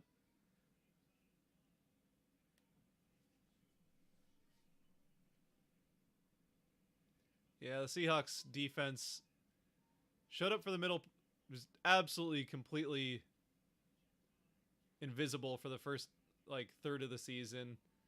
Then showed up in the middle part, and now they've completely disappeared again. So Burakovsky shot. Goal! Yes! A Berkey bullet.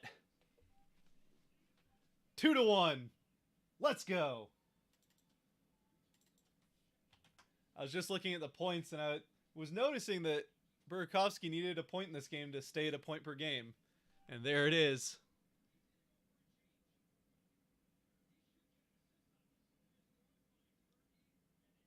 Yeah, I think Bjorkstrand will get an assist on that goal, even though he was on the bench when it went in. Bjorkstrand keeps the zone, gets it down to Gord, and then goes off for a change. And Gord gets out to Burakovsky, who just rifles it in. What a shot. Top corner.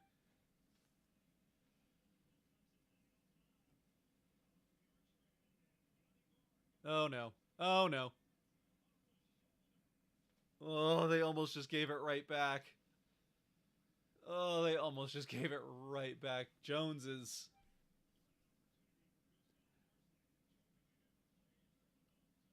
saved their bacon a couple of times.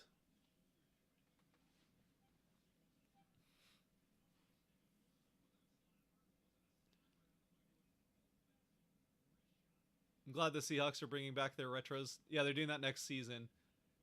Yeah, the NFL finally got rid of that rule where you could only have one color, the base color of the helmet had to be the same for every game, which is why the Seahawks never did the retros, because the retros are silver helmets. Burakovsky again? Oh. He's trying to pass it to Schwartz. I don't know if he really had the shot. It was probably the right play, but didn't get through. But yeah, now that the NFL is allowing teams to change their helmet color for 2 games a season, the Seahawks can do those retro ones, which they're doing next year.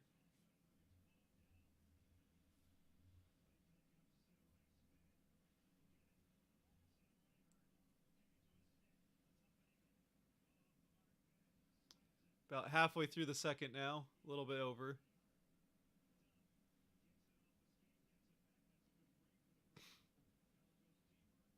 Kraken just can't get it out of the offensive end.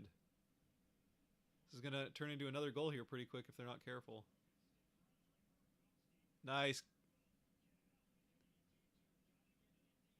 Uh-oh, uh-oh, uh-oh.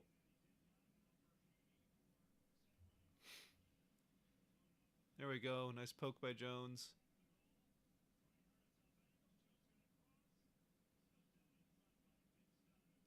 There we go. Good dump by Dunn. Do they have enough time to get a change? Yes. But for Hagee on the...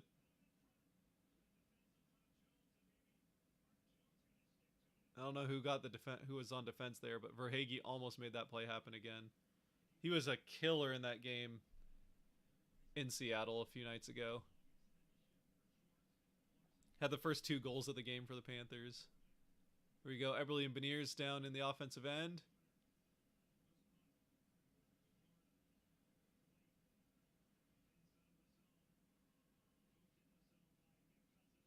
Carefully you don't get interference there, Fleury.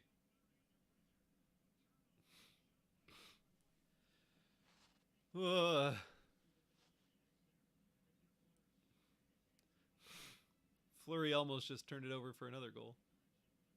Wow, top corner. Perfect shot from Burakovsky. Wow.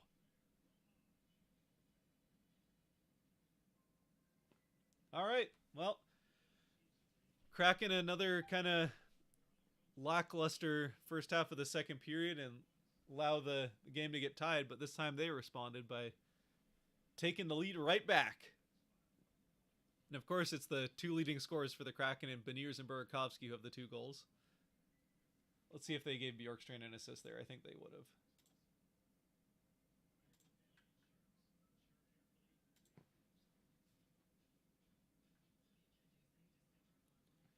Yep, Burakovsky from Yanni Gord and Oliver Bjorkstrand. So Bjorkstrand gets his 11th assist of the season for 14 points, and Gord, I think, also has 3 goals, but 12th assist of the season for Gord. So both of those guys are having a hard time getting the puck in the net, but they're making sure that other guys on the team do. So that's good. At least a fair amount anyway. Not like 11, 12 assists halfway through this. It's like almost half an assist per game, so...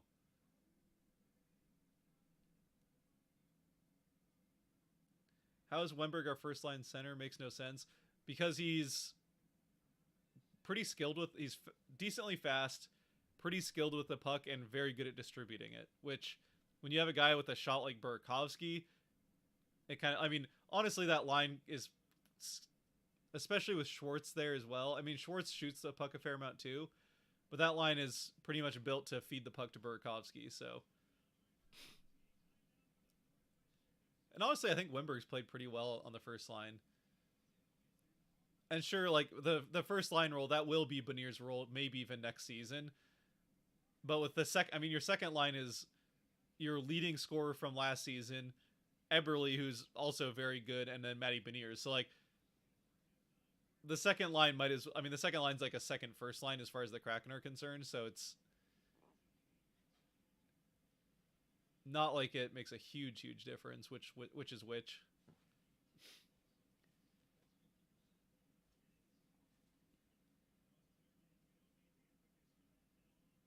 I'm knocking on wood, but so far we've done a better job at not committing penalties. Yeah, they've only gone to the box once so far.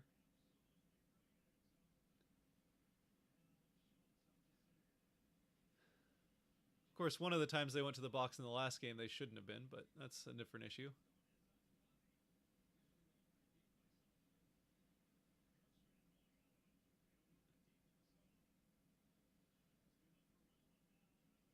All right, Dunn. Oh, Dunn just forced off the puck. Oh! Oh! Oh! Oh, I think... Oh! Donato had that. He just waited too long to shoot the puck. And he couldn't lift it either. Oh, Donato almost made it 3-1. He really should have, to be honest. Larson looking for something. And turned it over. God.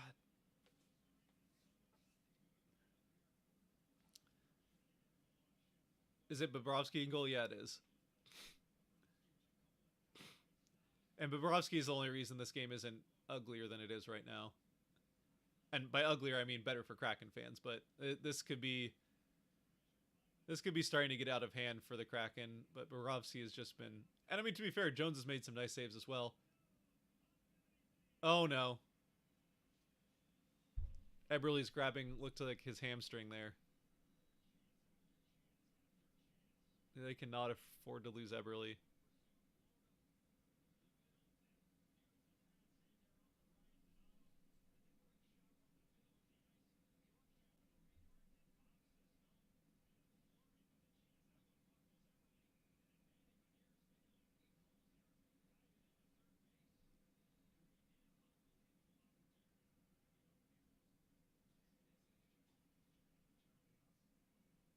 Well, Eberle's still on the bench, so that's a good sign. But you don't like to see a guy grabbing the back of his leg like that while he's on his hands and knees in front of the net. Now, Maddie got another chance there, though. Timeout Panthers. See, this is something I will say. This is something I wouldn't mind seeing the Kraken do a little bit more, is taking timeouts when, you know, it's like middle of the game, when you have like a what seems like a turning point in the game and the other team's starting to get momentum.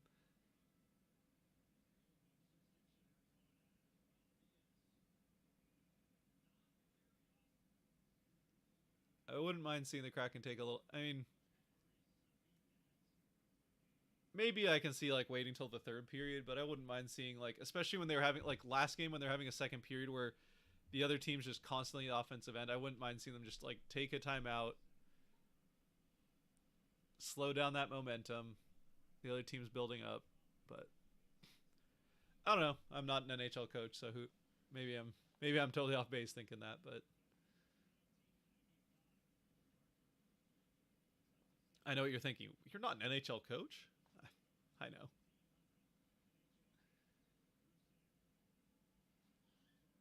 Just kidding.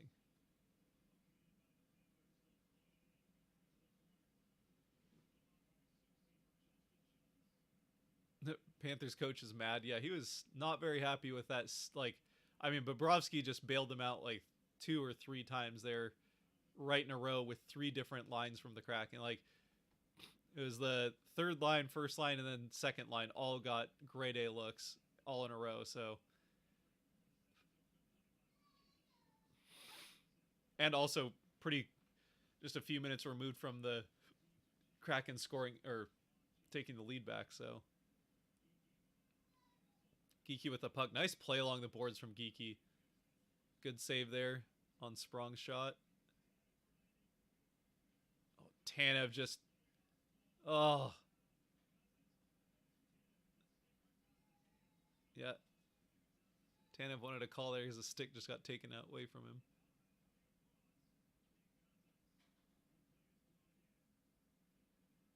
What do we got here? I don't know why they. Did the puck go out of play? I don't know why they stopped it, but.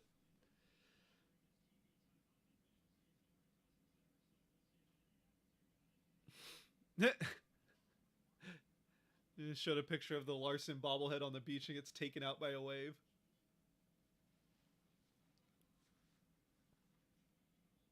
I think the puck just hit him. Yeah, that might be it. There's no padding there in the back of the knee, so it could have just surprised him. Or maybe a stick or something, but as long as he's not hurt, which he's back on the bench, so.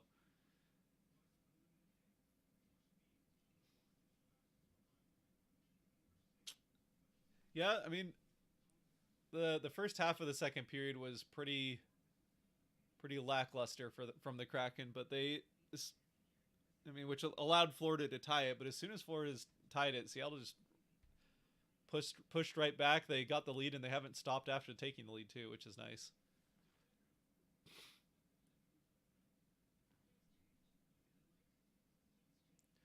So 2-1 Kraken. About 5 minutes left in the second period here. Another Root commercial break. Yes, another Root commercial break.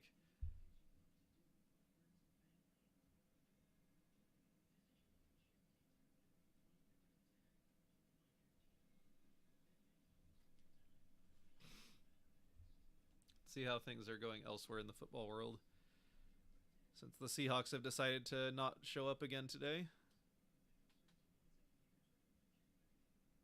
Well, I guess they did score another touchdown, but not that it matters.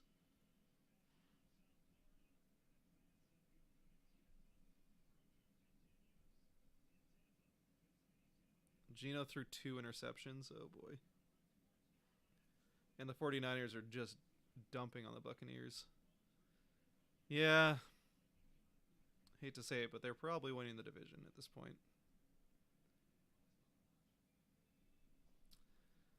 Probably winning the division in San Francisco, which sucks. Oh, there we go. Gord with the puck. Nice turnover.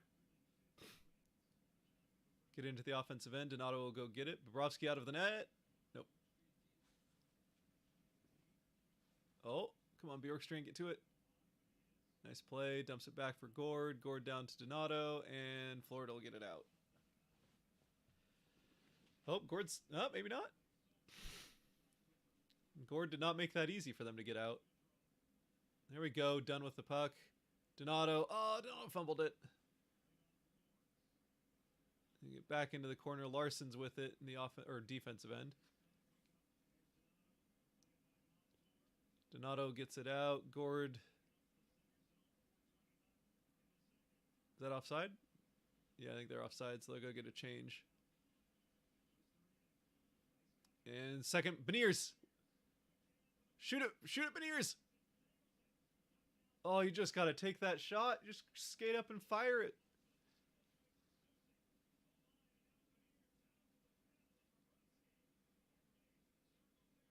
Oh!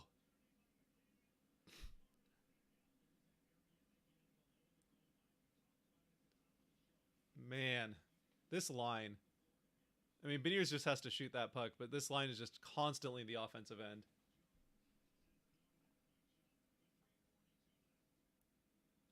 Imagine this team if we won 50% of our faceoffs. Yeah, it's been an adventure in the faceoff dot.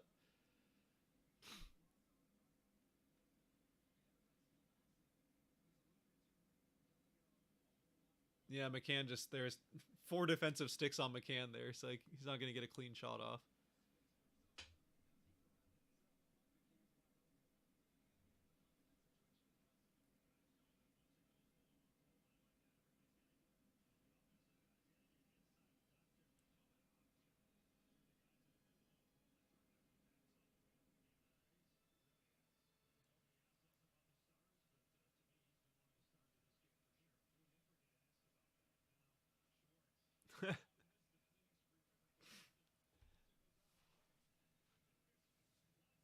Seahawks defense again gave up 200 yards of rushing. Oh my god.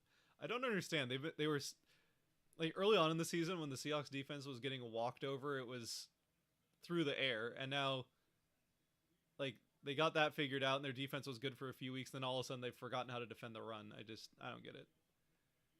But whatever, at least the Kraken are playing well for now.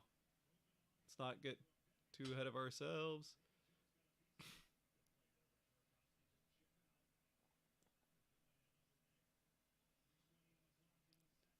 Close to too many men. Yep, that could have been. Why is Susie sliding across the blue line on his stomach?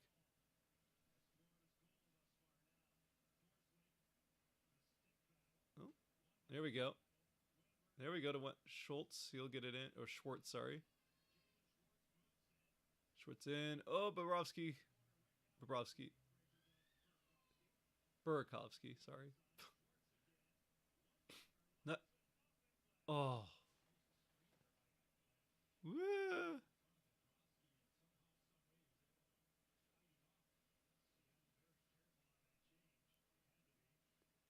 Yeah, that was a dicey change there. Geeky in. Out in front. Oh.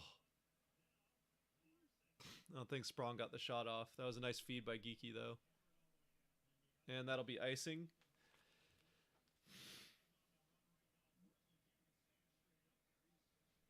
Yeah, they've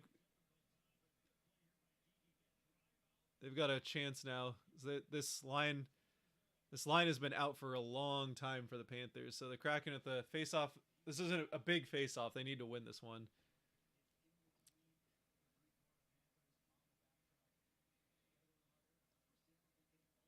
That line for the Panthers has been out there for a while. They got Got him tired.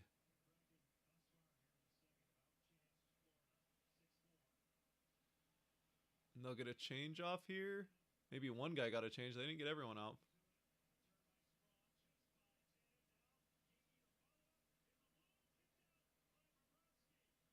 Tanev! Oh, I thought that was in for a second.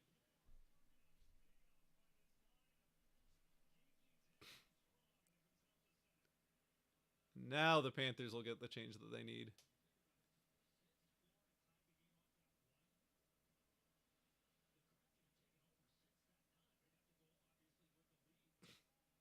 That'll be icing. Back into the Kraken end.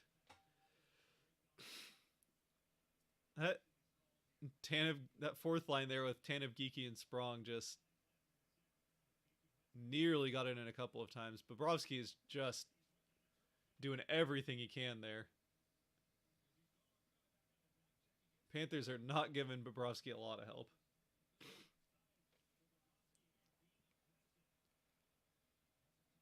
Not gonna lie, Sprong has grown on me. Sprong has played a lot better this season than he did at the end of last year.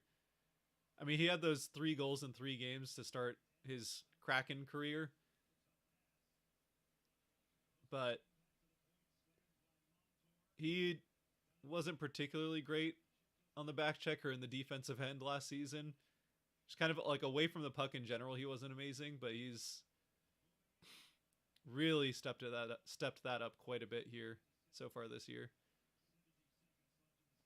All right, minute left in the first or third. The other one, a minute left in the second period.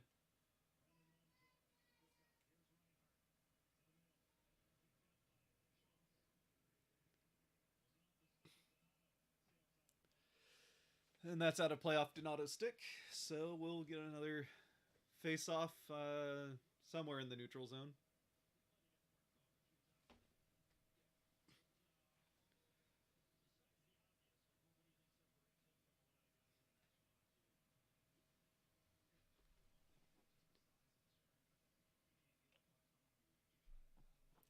Kraken lose another face-off, but the puck is turned over immediately.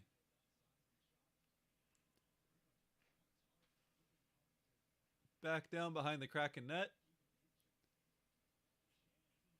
Whoa.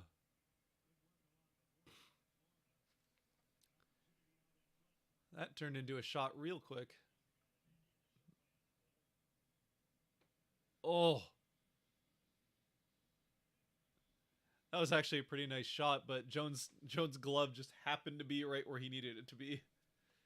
Which, I mean, put himself in the right place.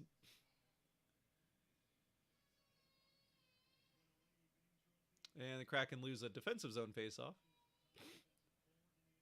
Nice play by Beniers. And they called icing real quick on that one. Well, back to the Seattle end where they may or may not lose another faceoff.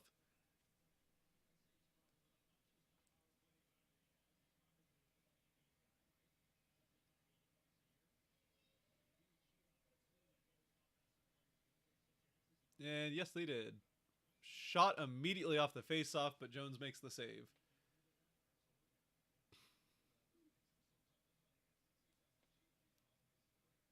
They've lost a few faceoffs in a row now. Where are we at on faceoffs? Oh, jeez. Oh, the Panthers have won 26 to 12-1 for the Kraken. So faceoffs are not going well in this game, to say the very least. Oh, Seattle wins that one, though. Good job.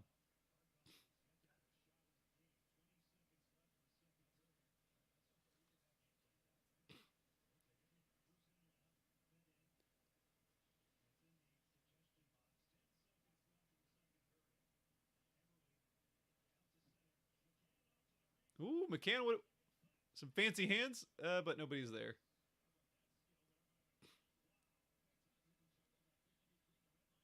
McCann just like juggling the puck in the air, just as he's skating down the ice, just juggling it with his stick. A fancy little play. Shoveled it well wide of the net off the backhand, but a fancy little play. All right, so end of 2. Go to the third period with the Kraken once again up by 1. Both teams scoring once here in the second. Both goaltenders playing pretty well, have to say. Both have made some pretty big saves.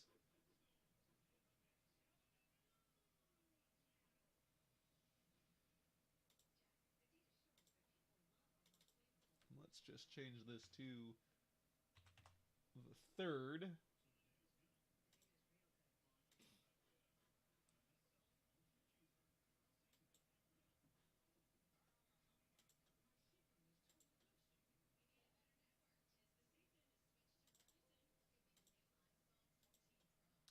There we go. Got that switched over. So, second intermission, and here we go.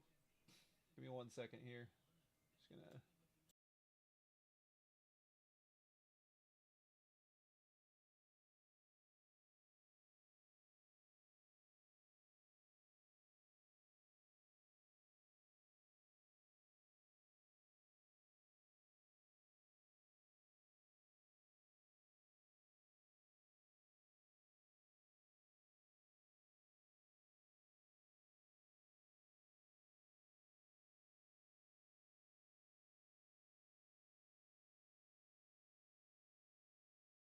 All right, we're back. We're back.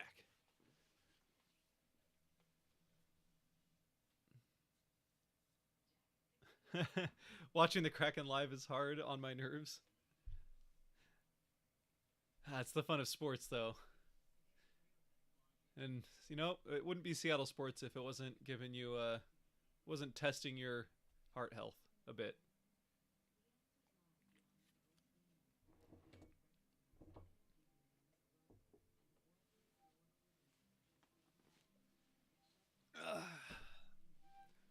Watch the Seahawks somehow beat the 49ers in a couple of games.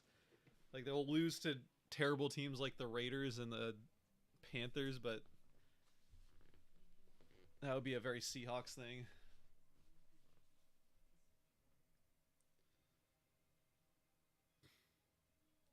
They might need it now to make the playoffs.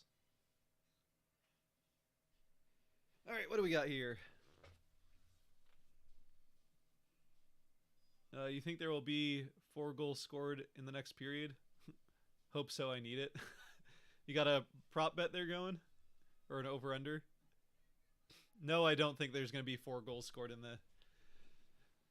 Now that having been said, both teams are getting enough opportunity, like good scoring opportunities, at least in the second period. The first period, the Kraken weren't giving anything up outside of the first like minute and a half.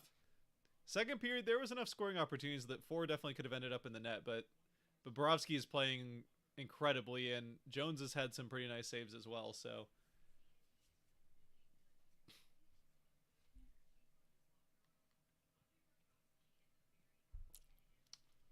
I would say I certainly would not bet on it at this point that 4 more goals are going to get scored, but it's not out of the question.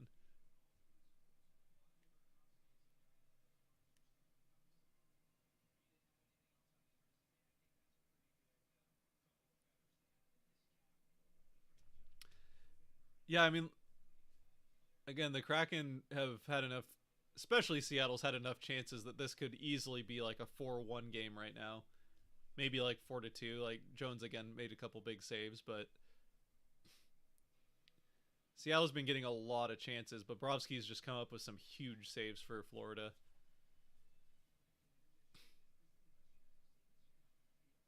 Really wish we could have gotten one more there. Yeah, me too. Me too.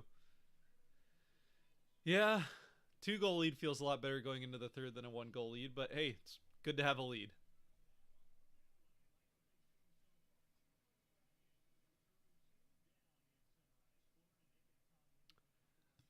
Hope we don't pay for not scoring another goal during that domination. I would agree. We'll say the second period to me seems like the one where the Kraken have had the most trouble. They tend to play well in the third, but we'll find out. They've had a bit of an issue with starting periods slow recently, so I think we'll find out in the first couple of minutes what team we're gonna get in the third period.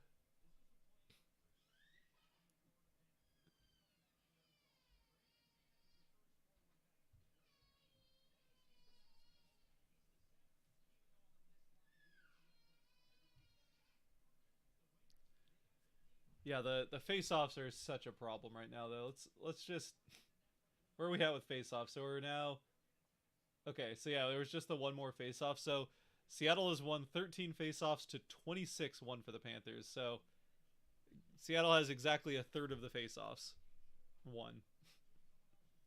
You don't want to be 33% in the face-off circle. Or in the on the face-off, whatever you want to call it. Hits, Florida's up 23 to 15 in hits, so I don't know. Hits are kind of weird. Like, I wouldn't say this has been an extremely physical game by any means. Not a lot of huge hits or anything like that.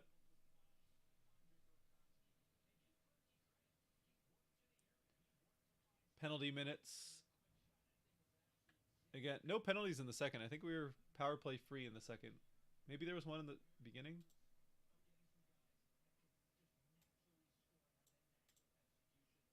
Let me check. Okay, yeah. So the Kraken did get that one right at the beginning of the period. Looking at natural stat trick here.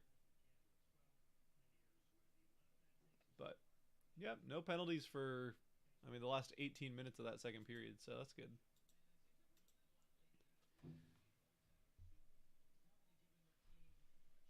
Something just, I think something just hit the window outside. That was weird. It's like a bat or something. I wonder if it was a bat. I don't know. Weird.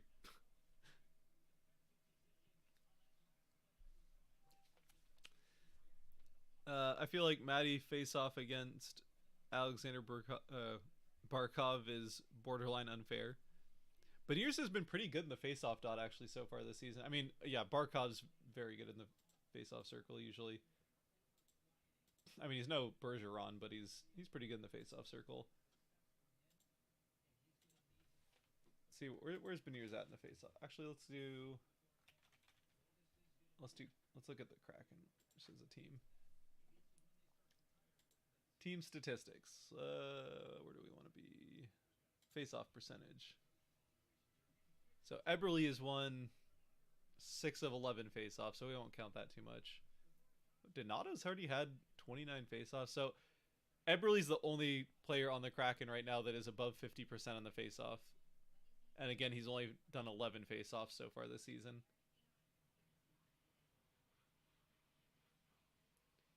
Oh, okay, so Beniers has started to fall off again. Beniers was up near 50% for a while, so he definitely improved from last year. That was one of the weak spots of his game last year, was in the face-off circle, which I think that's just like a young player in the NHL. I feel like NHL face-offs is one of the, I mean, like, it isn't the biggest part of the game, but it's one of the places where you see like the biggest difference. Like, young players almost never do well in the face-off circle or at the dot, but like Shane Wright, for example, is 32%. He's taken 31 face-offs. He's 10 wins and 31 face-offs. And I think most of those are in that last game. He was actually pretty good in the face-off circle in the game against the Habs. But he was brutal in the face-off circle before then. I mean, again, 18-year-old, so that's kind of just, that's my point there, is that the young players don't do well in the face-off circle. But Beniers has done pretty well until, I guess, recently not so much. He's got a basically 44% in the face-off circle. Again, we know Geeky's kind of the best face-off guy for the Kraken. He's the one, if the Kraken need to win a face-off, they'll send Geeky out there. But even he's at 47, like just over 47%. 91 wins to 102 losses. So, basically as a team, the Kraken suck in the face-off circle.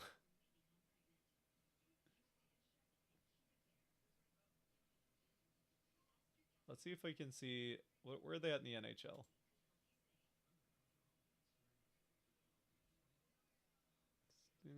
Team statistics, here we go. Face-off percentage, where's face-off percentage? So I'm looking for, see where the Kraken are at here with face-offs. Because it's not good. I think we know it's not good, so the question is just how bad is it?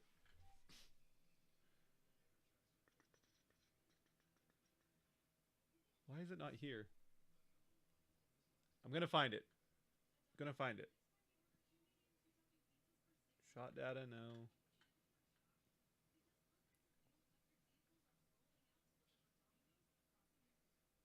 Why is it not here? It's not on the normal page.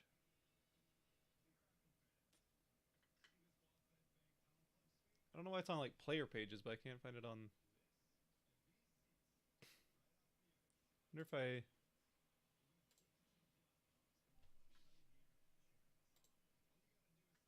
We're gonna find it. We're gonna find it.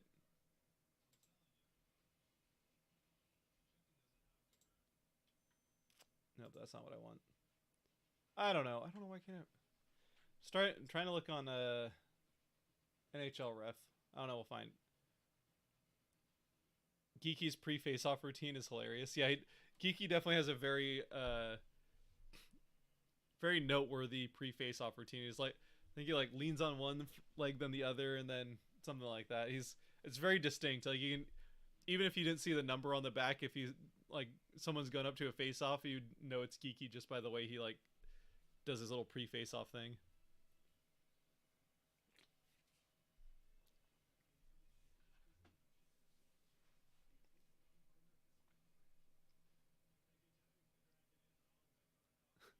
I made Kraken winning a face-off into a drinking game.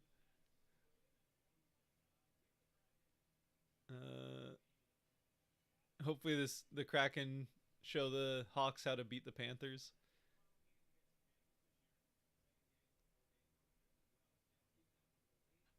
Yeah, the Kraken face. All right, we're gonna find this. I'm too curious now to know. Maybe it's on ESPN. Generally speaking, I don't like ESPN stat tracking that much. It's just kind of. I mean, it's okay. Like, oh, I should say their stat tracking is fine. They just don't track a lot of stats. But let's see if we can find it. Team statistics, goals per game, penalty minutes, power play.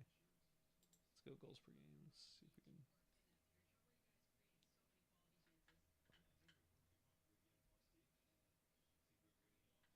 I don't think it's gonna be on ESPN. All right, let's find.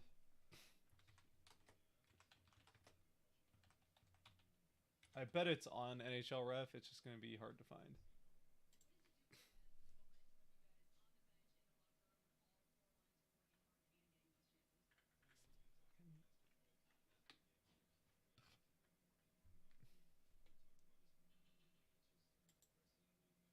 No, this is gonna be players, isn't it? Oh wow,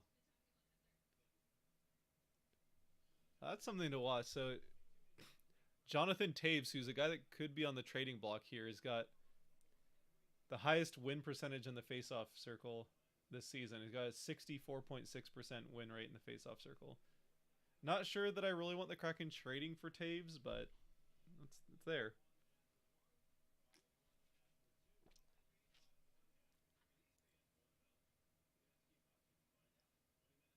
Chandler Stevenson is second for Vegas. Claude Giroux's third for Ottawa. To the surprise of no one, there are no Kraken players on this list. Anyway, let's try. I put team, so team face-off percentage. Here we go.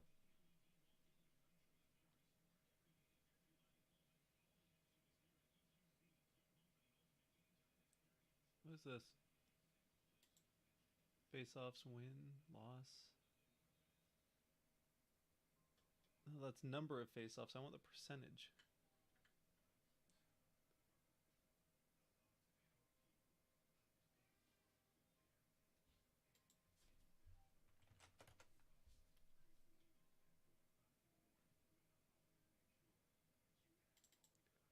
I don't. Maybe I should just give up on this, but I'm so determined to find this.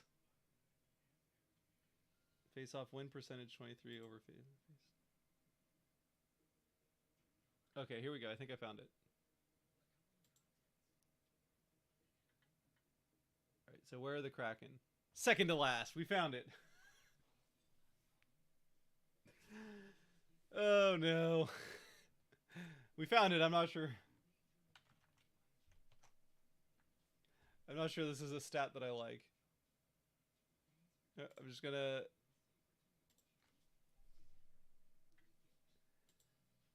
Hold on. I just want to make sure this stat is right. before I'm going to go back to Hockey Reference.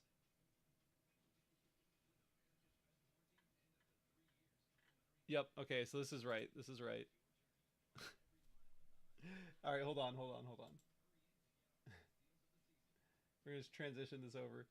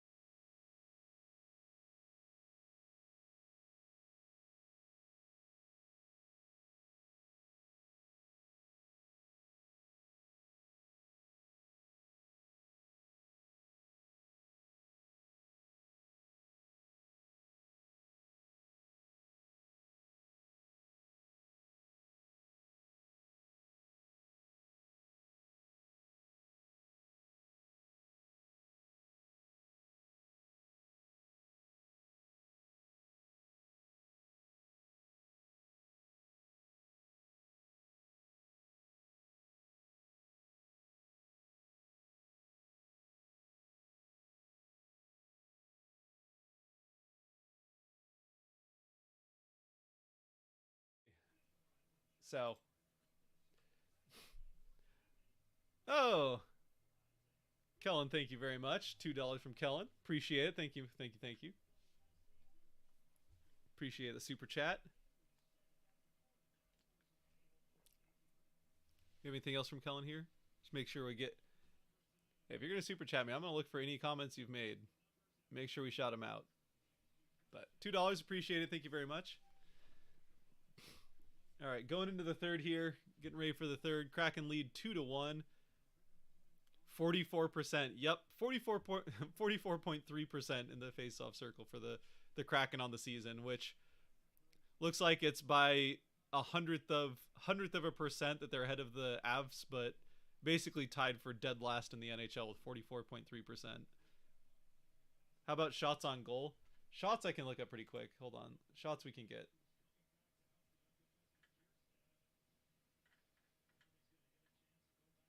Shots we can get. Hold on.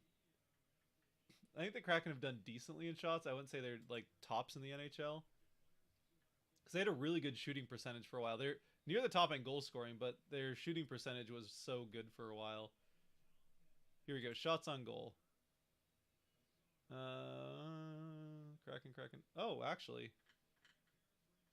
Okay, so shots, they're near the bottom. 29th in the NHL with shots on goal. Now, I will say part of that is that they've played fewer games. So let's see if we can see. I don't have shots per game. So I don't know shots per game. They're towards the bottom of the league, but again, a big part of that is going to be that the Kraken are also near the bottom of the league in games played to this point in the season. So let's see. Seattle is 26 games played. They have 760 shots on goal. We just started the third Kraken in the offensive end. So 760 shots in 26 games. I mean, they're still going to be towards the bottom, but they've got games in hand on just about everyone other than the Avalanche. So yeah, I would say they're probably towards the middle of the league, but below average in shots on goal.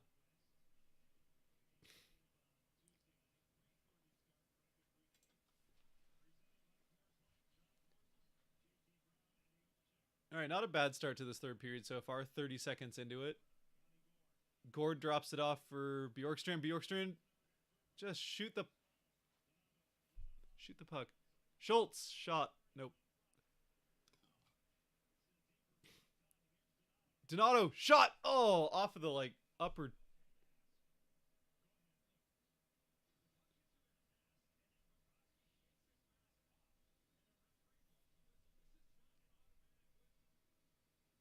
So yeah, Donato put it off the mask of Bobrovsky, and then he shook his mask off.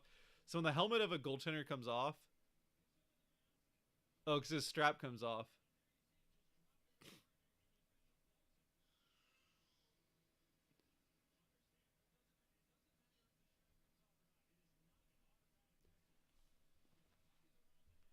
So yeah, if you're watching the stream, what they're saying here on Root Sports is it's an automatic whistle if the goaltender's mask comes off by itself, but if the goaltender shakes the mask off, it doesn't have to be an automatic whistle. That having been said, if the mask of a goaltender comes off, it's almost always a whistle. So Bobrovsky, Donato put a shot off Bobrovsky's mask, which one of the straps that keeps it on came out, and then I mean, that's the thing, every goaltender does that. If they feel one of the straps come off, they'll shake that mask off because they don't want the mask moving around in their face and preventing them from seeing a puck. So another good save on Beniers. Beniers got another good shot off there.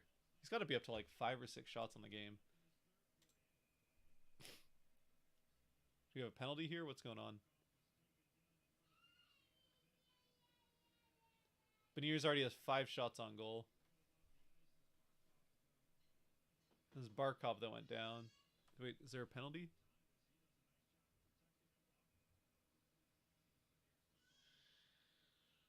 Ooh, Beniers put him down. All right, no penalty. Nice. Big hit there from Beniers. Little. My goodness. You don't see Beniers lay not a ton of hits. He has started, I will say, he has started to put his shoulder into guys a little bit more this season. Now, you don't want to see your star player making too much physical contact with opponents, one way or the other, but last season, that was definitely a thing. I mean, he only played 10 games, but in those 10 games, you could definitely tell that he was getting pushed around a bit, not used to the size of the NHL player, especially compared to like the NCAA.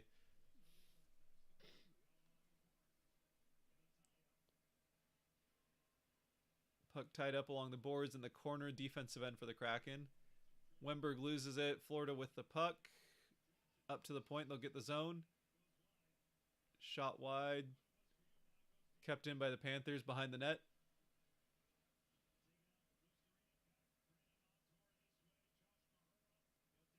They'll keep the zone back behind the net. Larson and Dunn. Dunn's got the puck. Dunn got it to Burakovsky, and the Kraken are out. Good. And Schwartz will send it into the corner and go after it, but the Kraken are off on a change. So we got 4th line out there now. So that's Geeky, Tanev, and Sprong. And we'll get an icing, so Geeky will get a face-off in the offensive end. All right. Face-off time. We just talked about face-offs. Where are the Kraken at? They would have... I didn't see the opening face-off, so I don't know who won that. Oh, the Kraken won the opening face. Well, did they?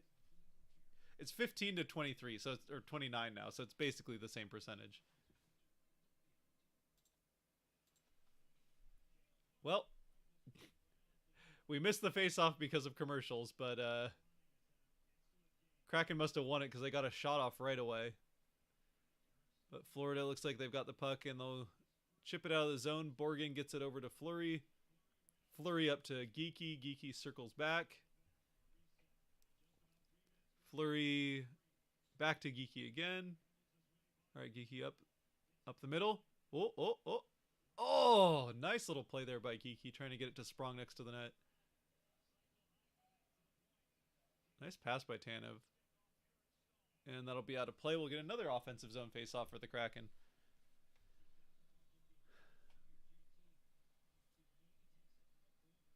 Hope you all beat the crap out of us. We don't deserve to win. We're playing...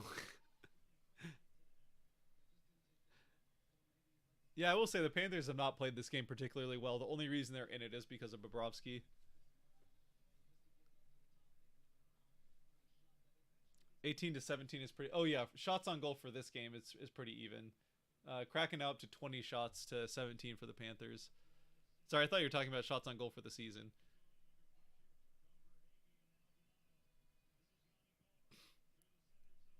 Gord won a face-off.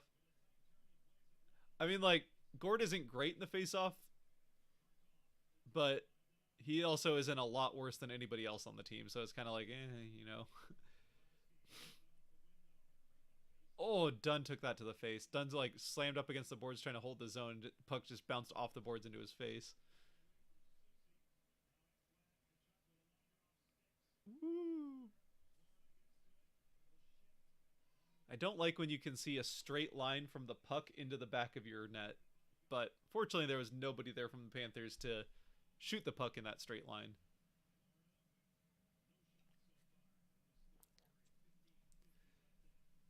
All right, just over 4 minutes into the third. I don't think the Panthers have a shot yet. Oh, they just said, yep, no shots for the Panthers in the third yet. Just knock on wood on that one.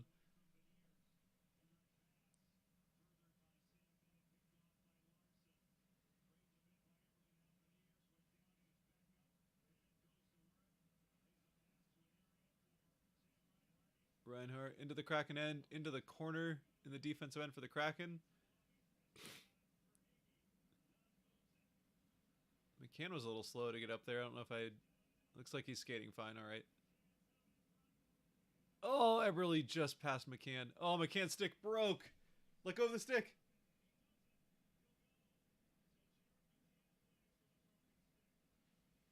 They're going to call McCann because his stick broke and he didn't let go of the handle quick enough.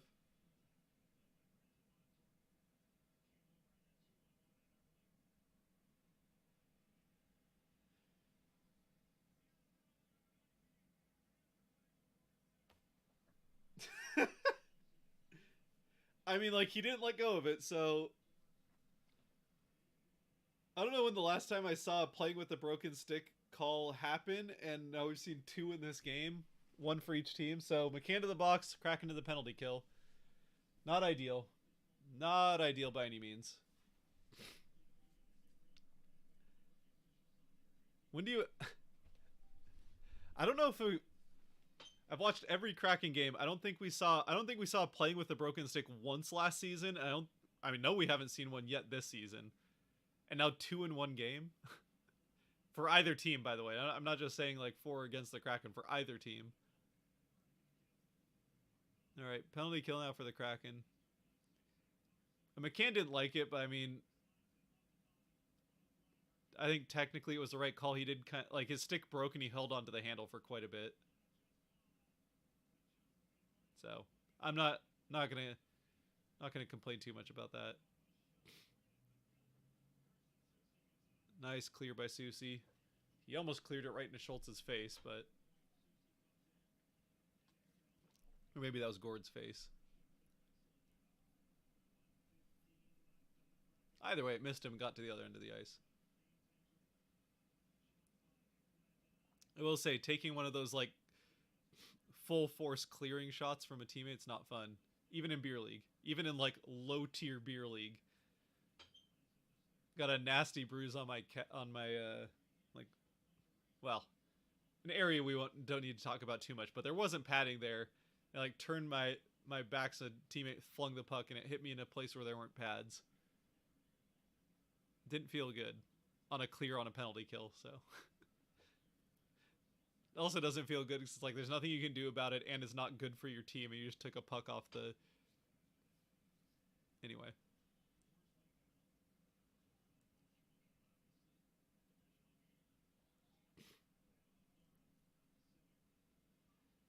Halfway through the power play for the Panthers. Kraken doing a good job of... There we go. See, this is what the penalty kill has been missing when they were playing poorly.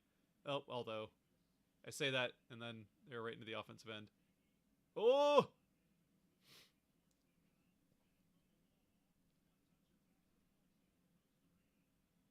Yeah, they... Oh, nice save, Jones. It was from well out, but that was a rifle of a shot from Forsling.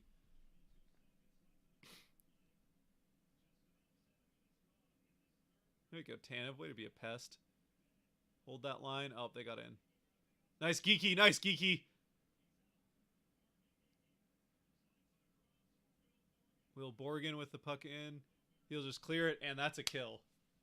Excellent. Let's go. Good kill.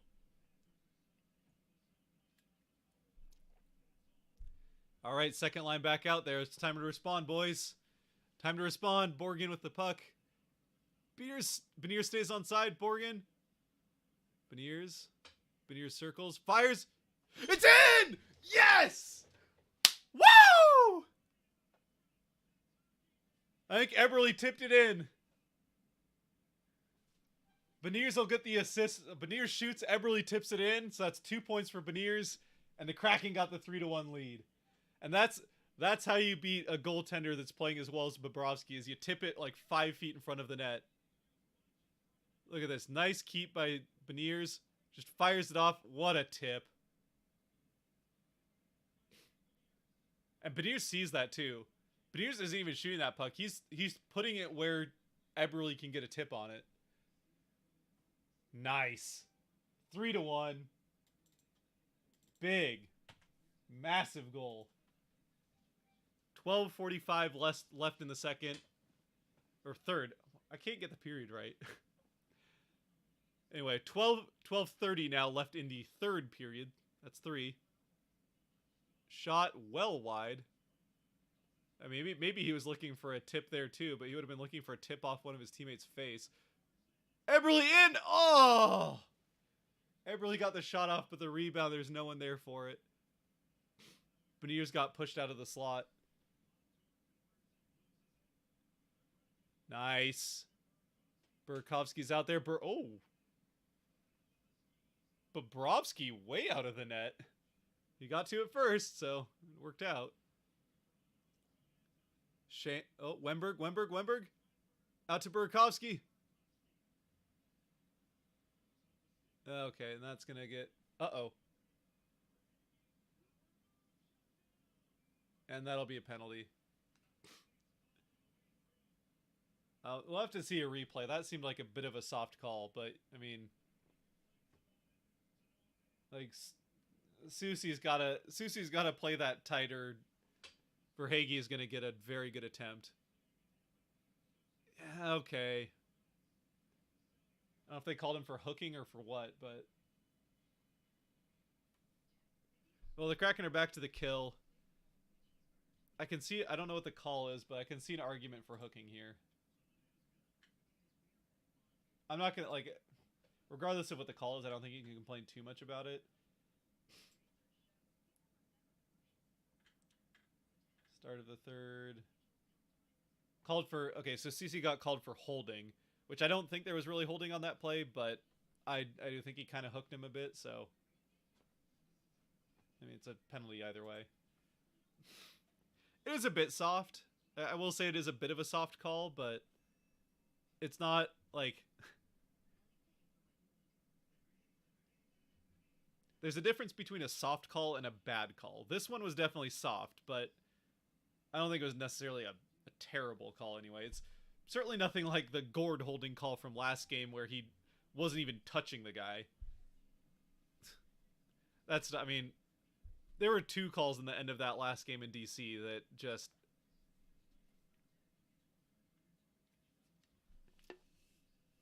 This is good. Red Hook's like winter ale. It's pretty good stuff. I don't know when asked, but there you go.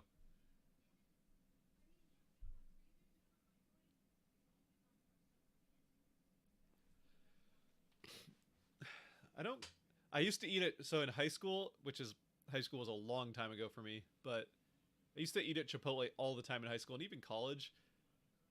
I haven't eaten at Chipotle in a very, very long time. But I will say, every time they do one of those commercials where they show them, like, mixing up fresh, guac, I'm just like, oh, I could go for some guac right now.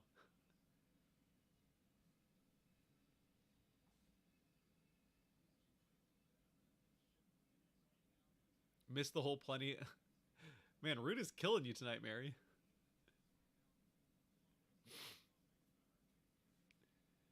I don't know if it's, like... Fubo's different than Root? I don't know. I think they just basically put the Root stream on, so I don't know what the difference is, but it hasn't been terrible on the Fubo stream. Okay, actually, I shouldn't say that. They've had a couple pretty poorly timed commercial breaks and stuff like that. But I did see it this time. They only showed like 1 replay though.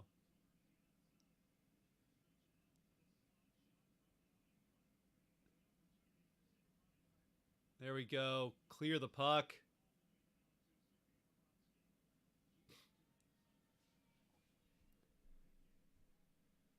So this penalty kill, assuming they get through the whole thing, will get us through the halfway point of the third.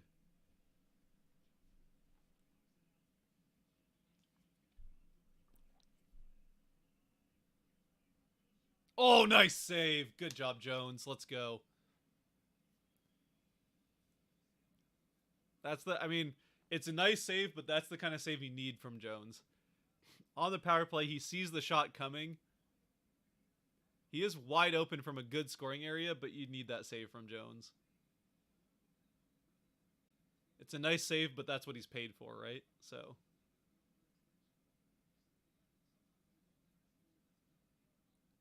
Is Kachuk even playing tonight? I feel like Kachuk's been invisible.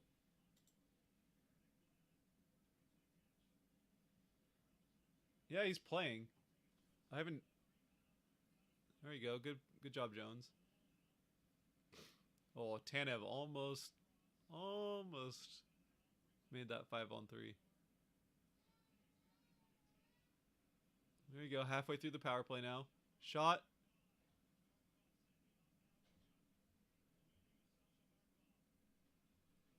Another shot. Oh! That's the play you're looking for if you're the Panthers, and Jones was right on the spot. Let's go. That's a grade A look for sure. Jones is just right there. Ooh, he almost got the 5-hole though. Right into Jones's knee. All right, 45 seconds left.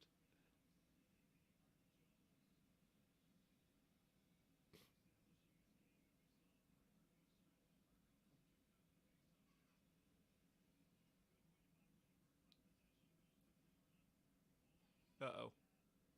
Uh-oh. I don't like this. 30 seconds left. Oh, he just kept it in. He almost threw that out of the zone.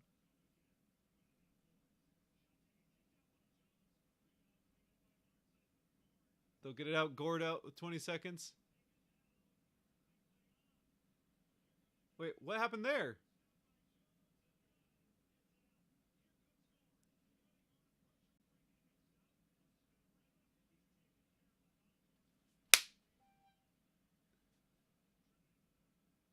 Gord gets taken down, tripping, so that will finish off the kill. Let's go.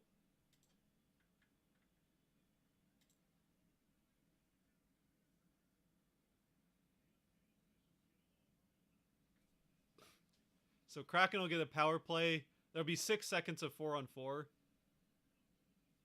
Ooh, yeah, that's a pretty soft call.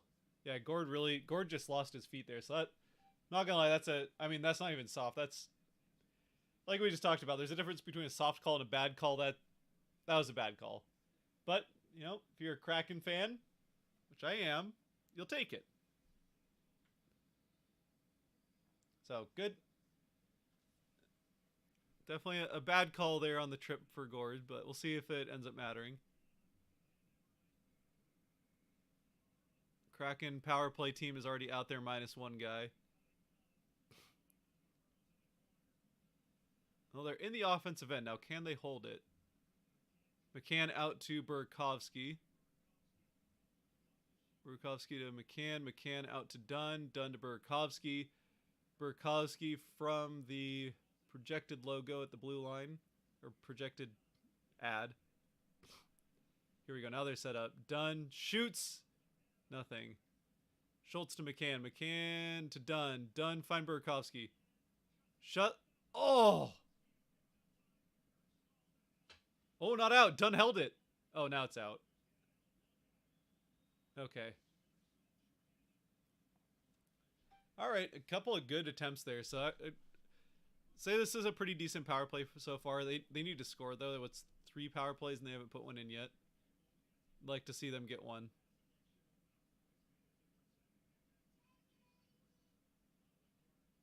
Here's Beniers. Beniers up to Schultz. Schultz to Beniers. Fire it, Beniers. Come on, fire it, fire it, fire it. Oh, Wemberg. Wow. You don't see that from Wemberg very often, but he went for it. Almost got it.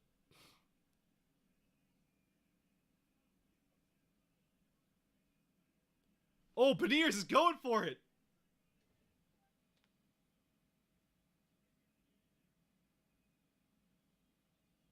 Hey, get off Beniers, 94. You scrub. Schultz is still down in the corner.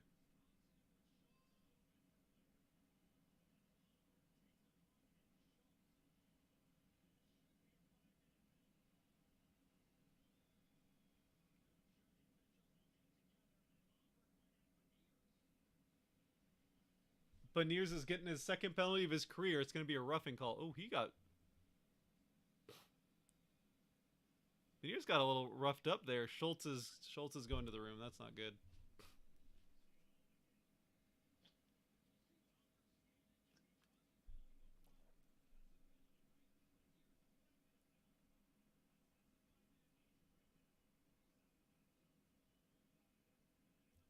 Lomberg, you chump.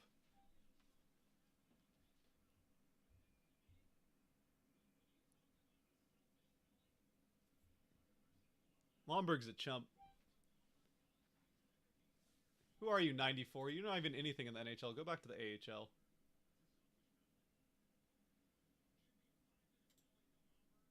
Let's look at Lomberg. Has he done anything in the NHL? You got 6 points in 28 games. Get off the ice, bud.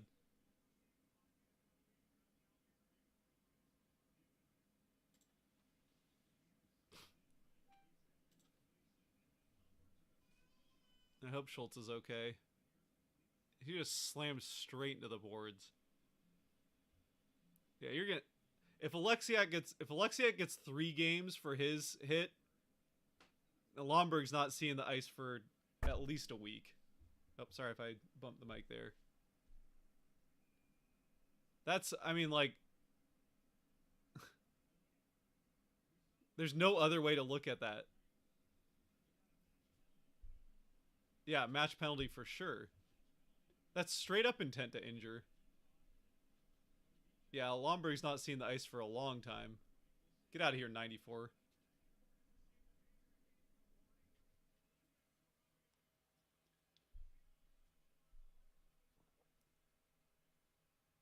Oh, so Beniers didn't get anything. So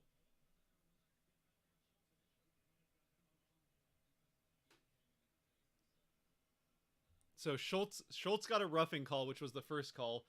Then that's what Lomberg, like, Schultz got Lomberg up high with like a glove, and then Lomberg goes at him. Like, Lomberg then tries to injure Schultz, and I mean, Schultz is out. Schultz went to the locker room, right into the boards. Get out of hockey, 94, you chump.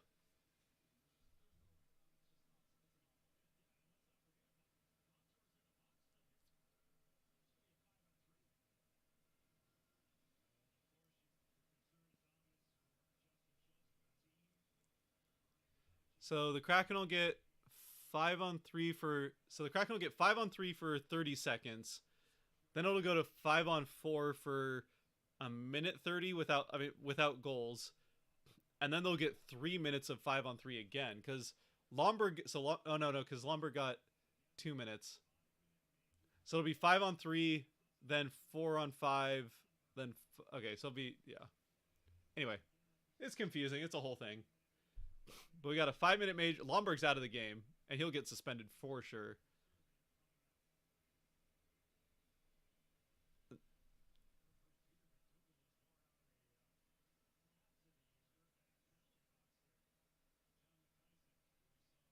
What do we got here now? All the refs are coming back together again? All right.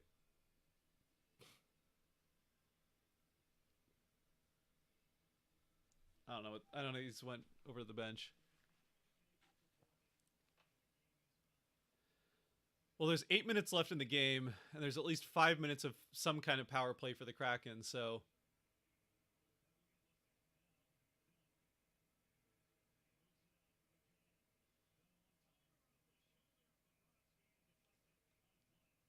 Hopefully Schultz is okay.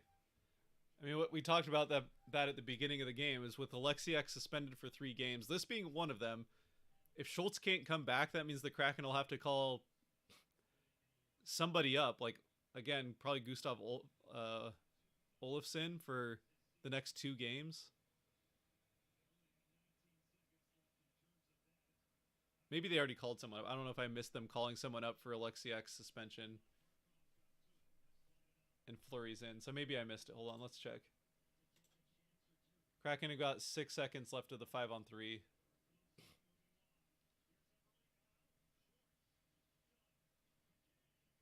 Oh, McCann shot it high.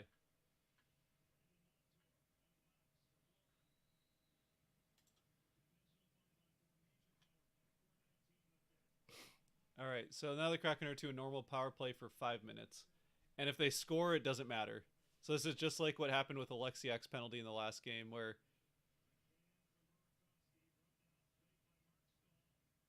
they've got 5 minutes to score as many goals as they want.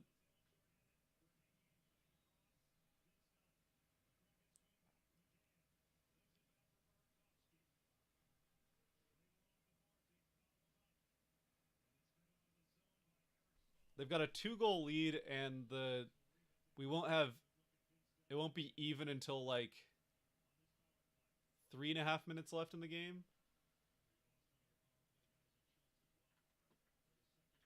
Yeah, and Schultz is the second unit quarterback on the power play. Although, I mean, I feel like Susie can fit that role, so.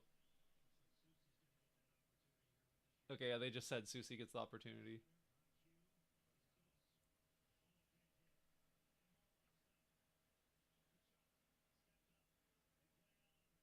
Oh, Kachuk actually did something in this game. The hit. So yeah, they haven't called anyone up. So yeah, I mean, if Schultz can't come back, they're going to have to call up like Gustav Olofsson or something to play the next 2 games. But hopefully Schultz is okay. He did get off the ice on his own. But you need to capitalize on this. You need to make it 4-1. At least. Oh, nice shot by Bjorkstrand and a great save from Burakovsky.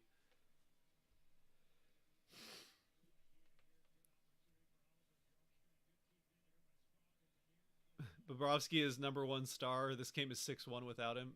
Yeah, Bobrovsky has been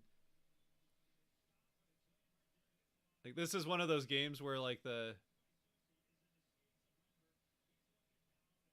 this is one of those games where the like save percentage isn't going to tell the story at all. Like Bobrovsky's under 900 right now, but he's having a game. And this is what we talked about like all last season, I feel like, with Grubauer. Like Grubauer did not play this as well as Bobrovsky's playing in this game all of last season. But like, well, with that save, I think, oh no, that was shot 29. So one more, if Bobrovsky saves the next shot, he's at 900, which is like Grubauer was close to that last season. So 2.5 minutes left on the 5-on-4.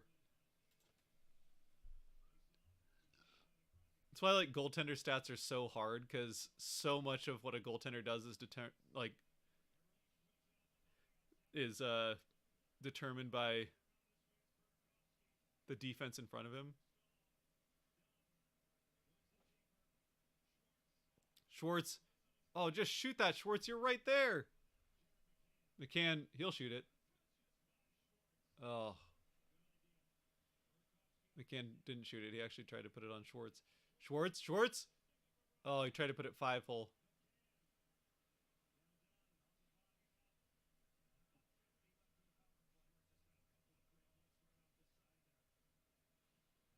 Sprong out there.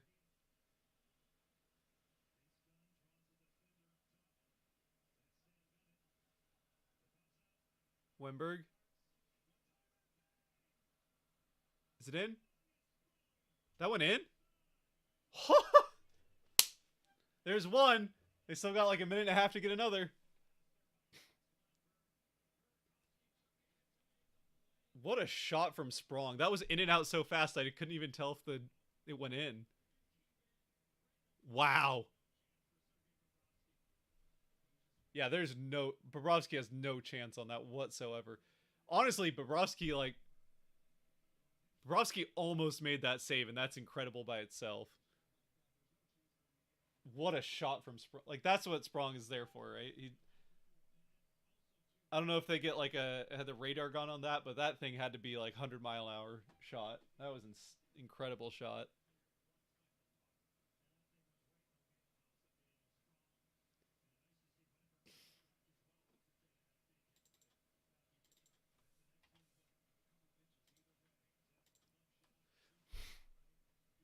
Here we go. Bjorkstrand up to Sprong. Sprong again.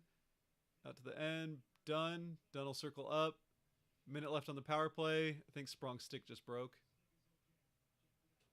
Nope, nope. It's fine. He just whiffed on it.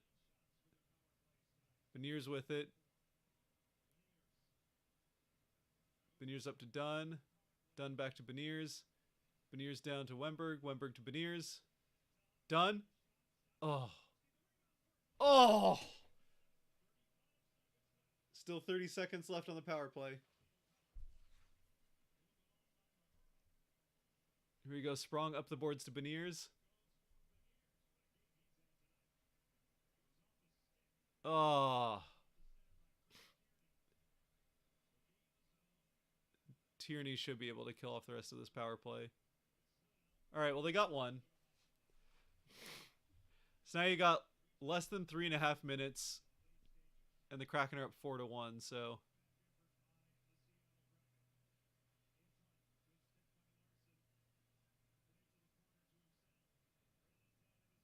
Tanev out with the puck through the neutral zone.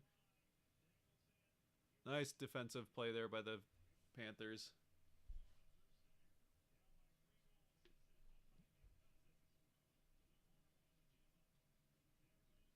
Oh, Bobrovsky's out.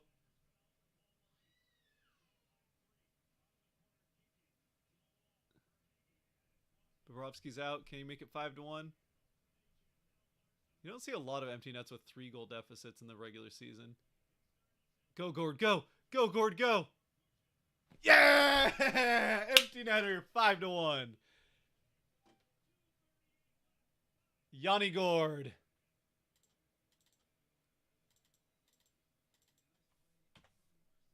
Well, you know what? Who was it? I know we had a Panthers fan in here earlier. He said it would be 5-1. Are you still here? What? Hold on. Malik? You still in here, Malik? 5-1's on the table. 5-1's on the table.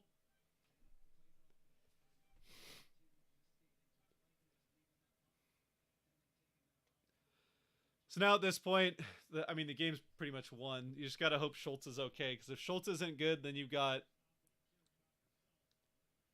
a problem on at the blue line for the next 2 games against Tampa Bay and Carolina, 2 of the best teams in the NHL.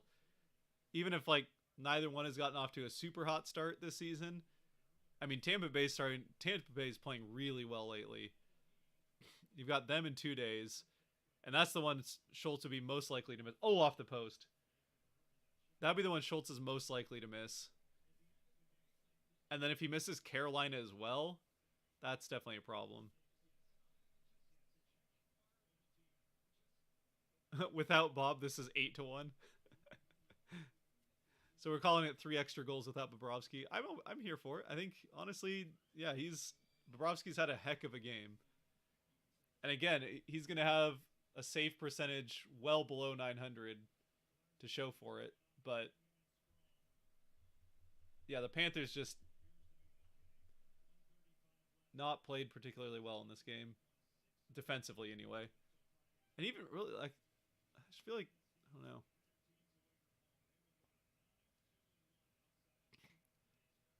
Yeah, the Kraken will be 9-2-1 on the road this season after this game.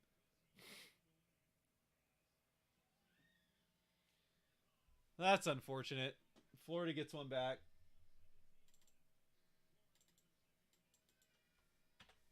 Do they go empty net again now? That one's... So let's see. How does this one end up in the net?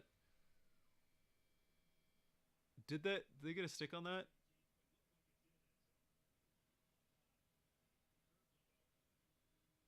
Let's see. All right, this should be a good look.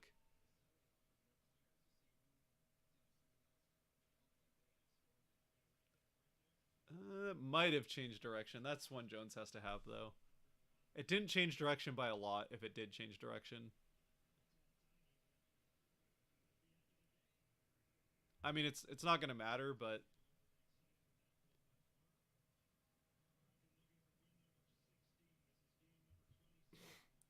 we're under a minute.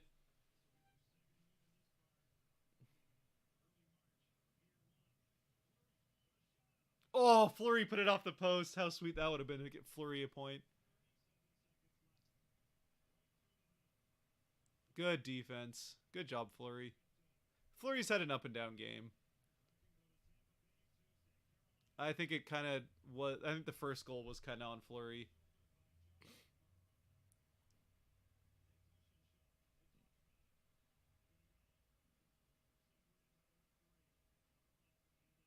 12 seconds left. They're not scoring 3 goals in 12 seconds. Whoops.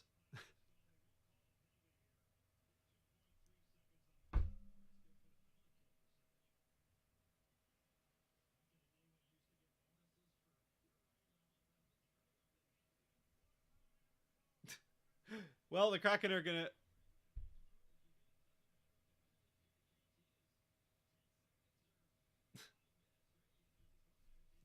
The Kraken get a power play with 2.3 seconds left, so they're the power play is gonna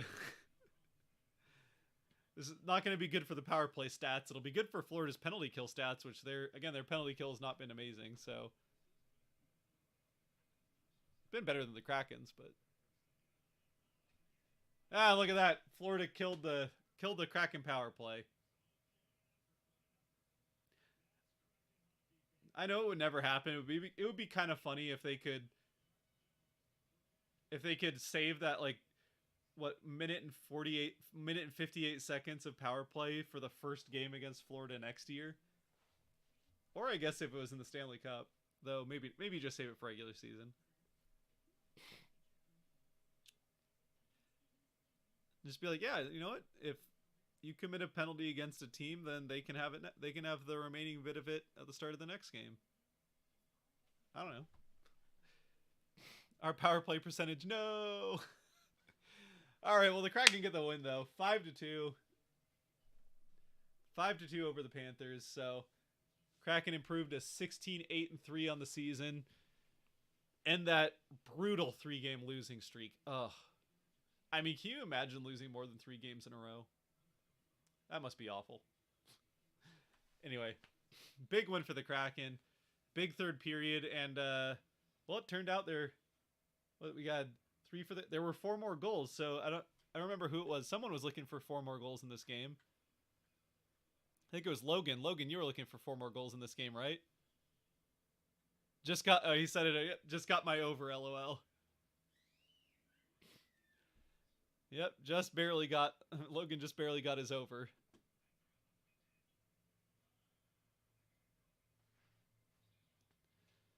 Oh man, good win for the Kraken. Get back into the winning ways, beat the Panthers on the road.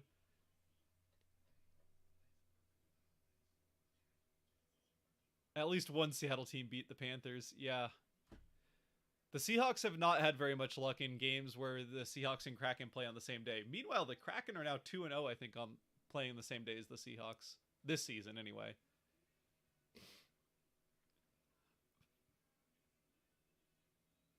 Actually, the 2 worst Seahawks losses of the season have been the Vegas game and then this Carolina game. Both of those were games where the Seahawks played the same day, or the Kraken played the same day. So anyway, I've still got a hockey game of my own. Excuse me. Still got a hockey game of my own later tonight, and I've got to get this video recorded and all that stuff. So I think we'll probably maybe give it a few more minutes here, get through the last few comments, and then we'll call it for this one. But before then, just thank you everyone for joining the stream. This has turned out to be a fun one. It was a little nerve-wracking going into the third, but Kraken really played well for most of this game. The first half of the second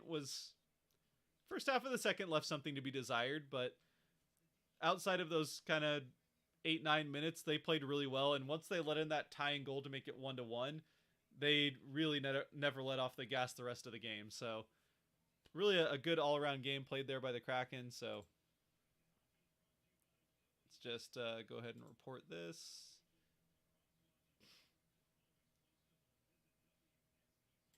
We'll just say that. I don't know. Just report it. The stupid report bot's out of here. Stupid bots. We got a bot. We got rid of the bot. Bot's out of here. Bot trying to sneak in while I'm not paying attention. Oh, bot's still going for it. I put a 15-second delay on so they couldn't spam, but hide user from this channel. There we go. Let's do that.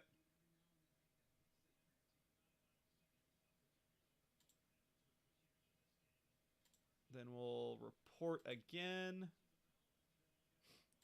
We'll do that one this time. I don't know. We'll just throw all sorts of reports at that bot. Make sure it's dead. Be gone, bot. Well, it's blocked now. I've reported it twice and blocked it, so that bot's gone. We're not dealing with that bot again. Thousands more where that bot came from, but... So, yeah, Kraken in 2 days will be against the Lightning again on the road, but... Must be a Florida Panther bot waited till the game was over. You know what? I'm glad it waited till the game was over, because I wouldn't want to deal with that while the game was happening. Oh, man. Thank you for the stream. This was a really strong on the road. Yeah, strong win for sure. Emptied the stadium. They sure did empty that. I mean, the Panthers have done better about filling out their stadium of late, but the Kraken definitely emptied it there towards the end.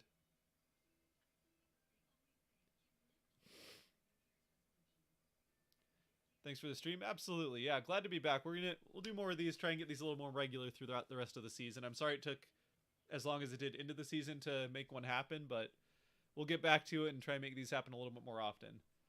But thank you guys all certainly for joining as well. Both games the Seahawks gave up 200 yards rushing. Yeah, that's...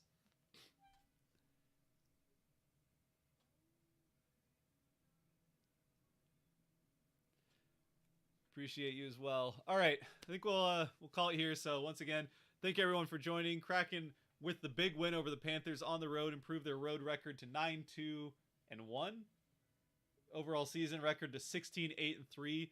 Get 2 points in the standings, which is big after the 3-game losing streak. Again, closing out that 3-game losing streak at just 3. Yet to lose 4 in a row this season, regardless of when they lose it. But yeah, and it wasn't just that they fluked into a win to end the losing streak either. This was a really good dominant win all around by the Kraken, again outside of maybe the first half of the second period, but they kind of got a bit lackadaisical there at the start of the second, but as you'd like to see them bounce back from that before they let in a goal, but as soon as they let in that goal, really just stepped on the gas and never took off the rest of the game. So great game there. They've got another tough opponent in Tampa Bay coming up here in a couple of games, and then doesn't get easier after that with Carolina. So, and then Winnipeg at home. So eventually it does get easier. They've got, well, I should say it gets easier. They got the Canucks coming up the second game of the season, who they have yet to beat, but we'll find out.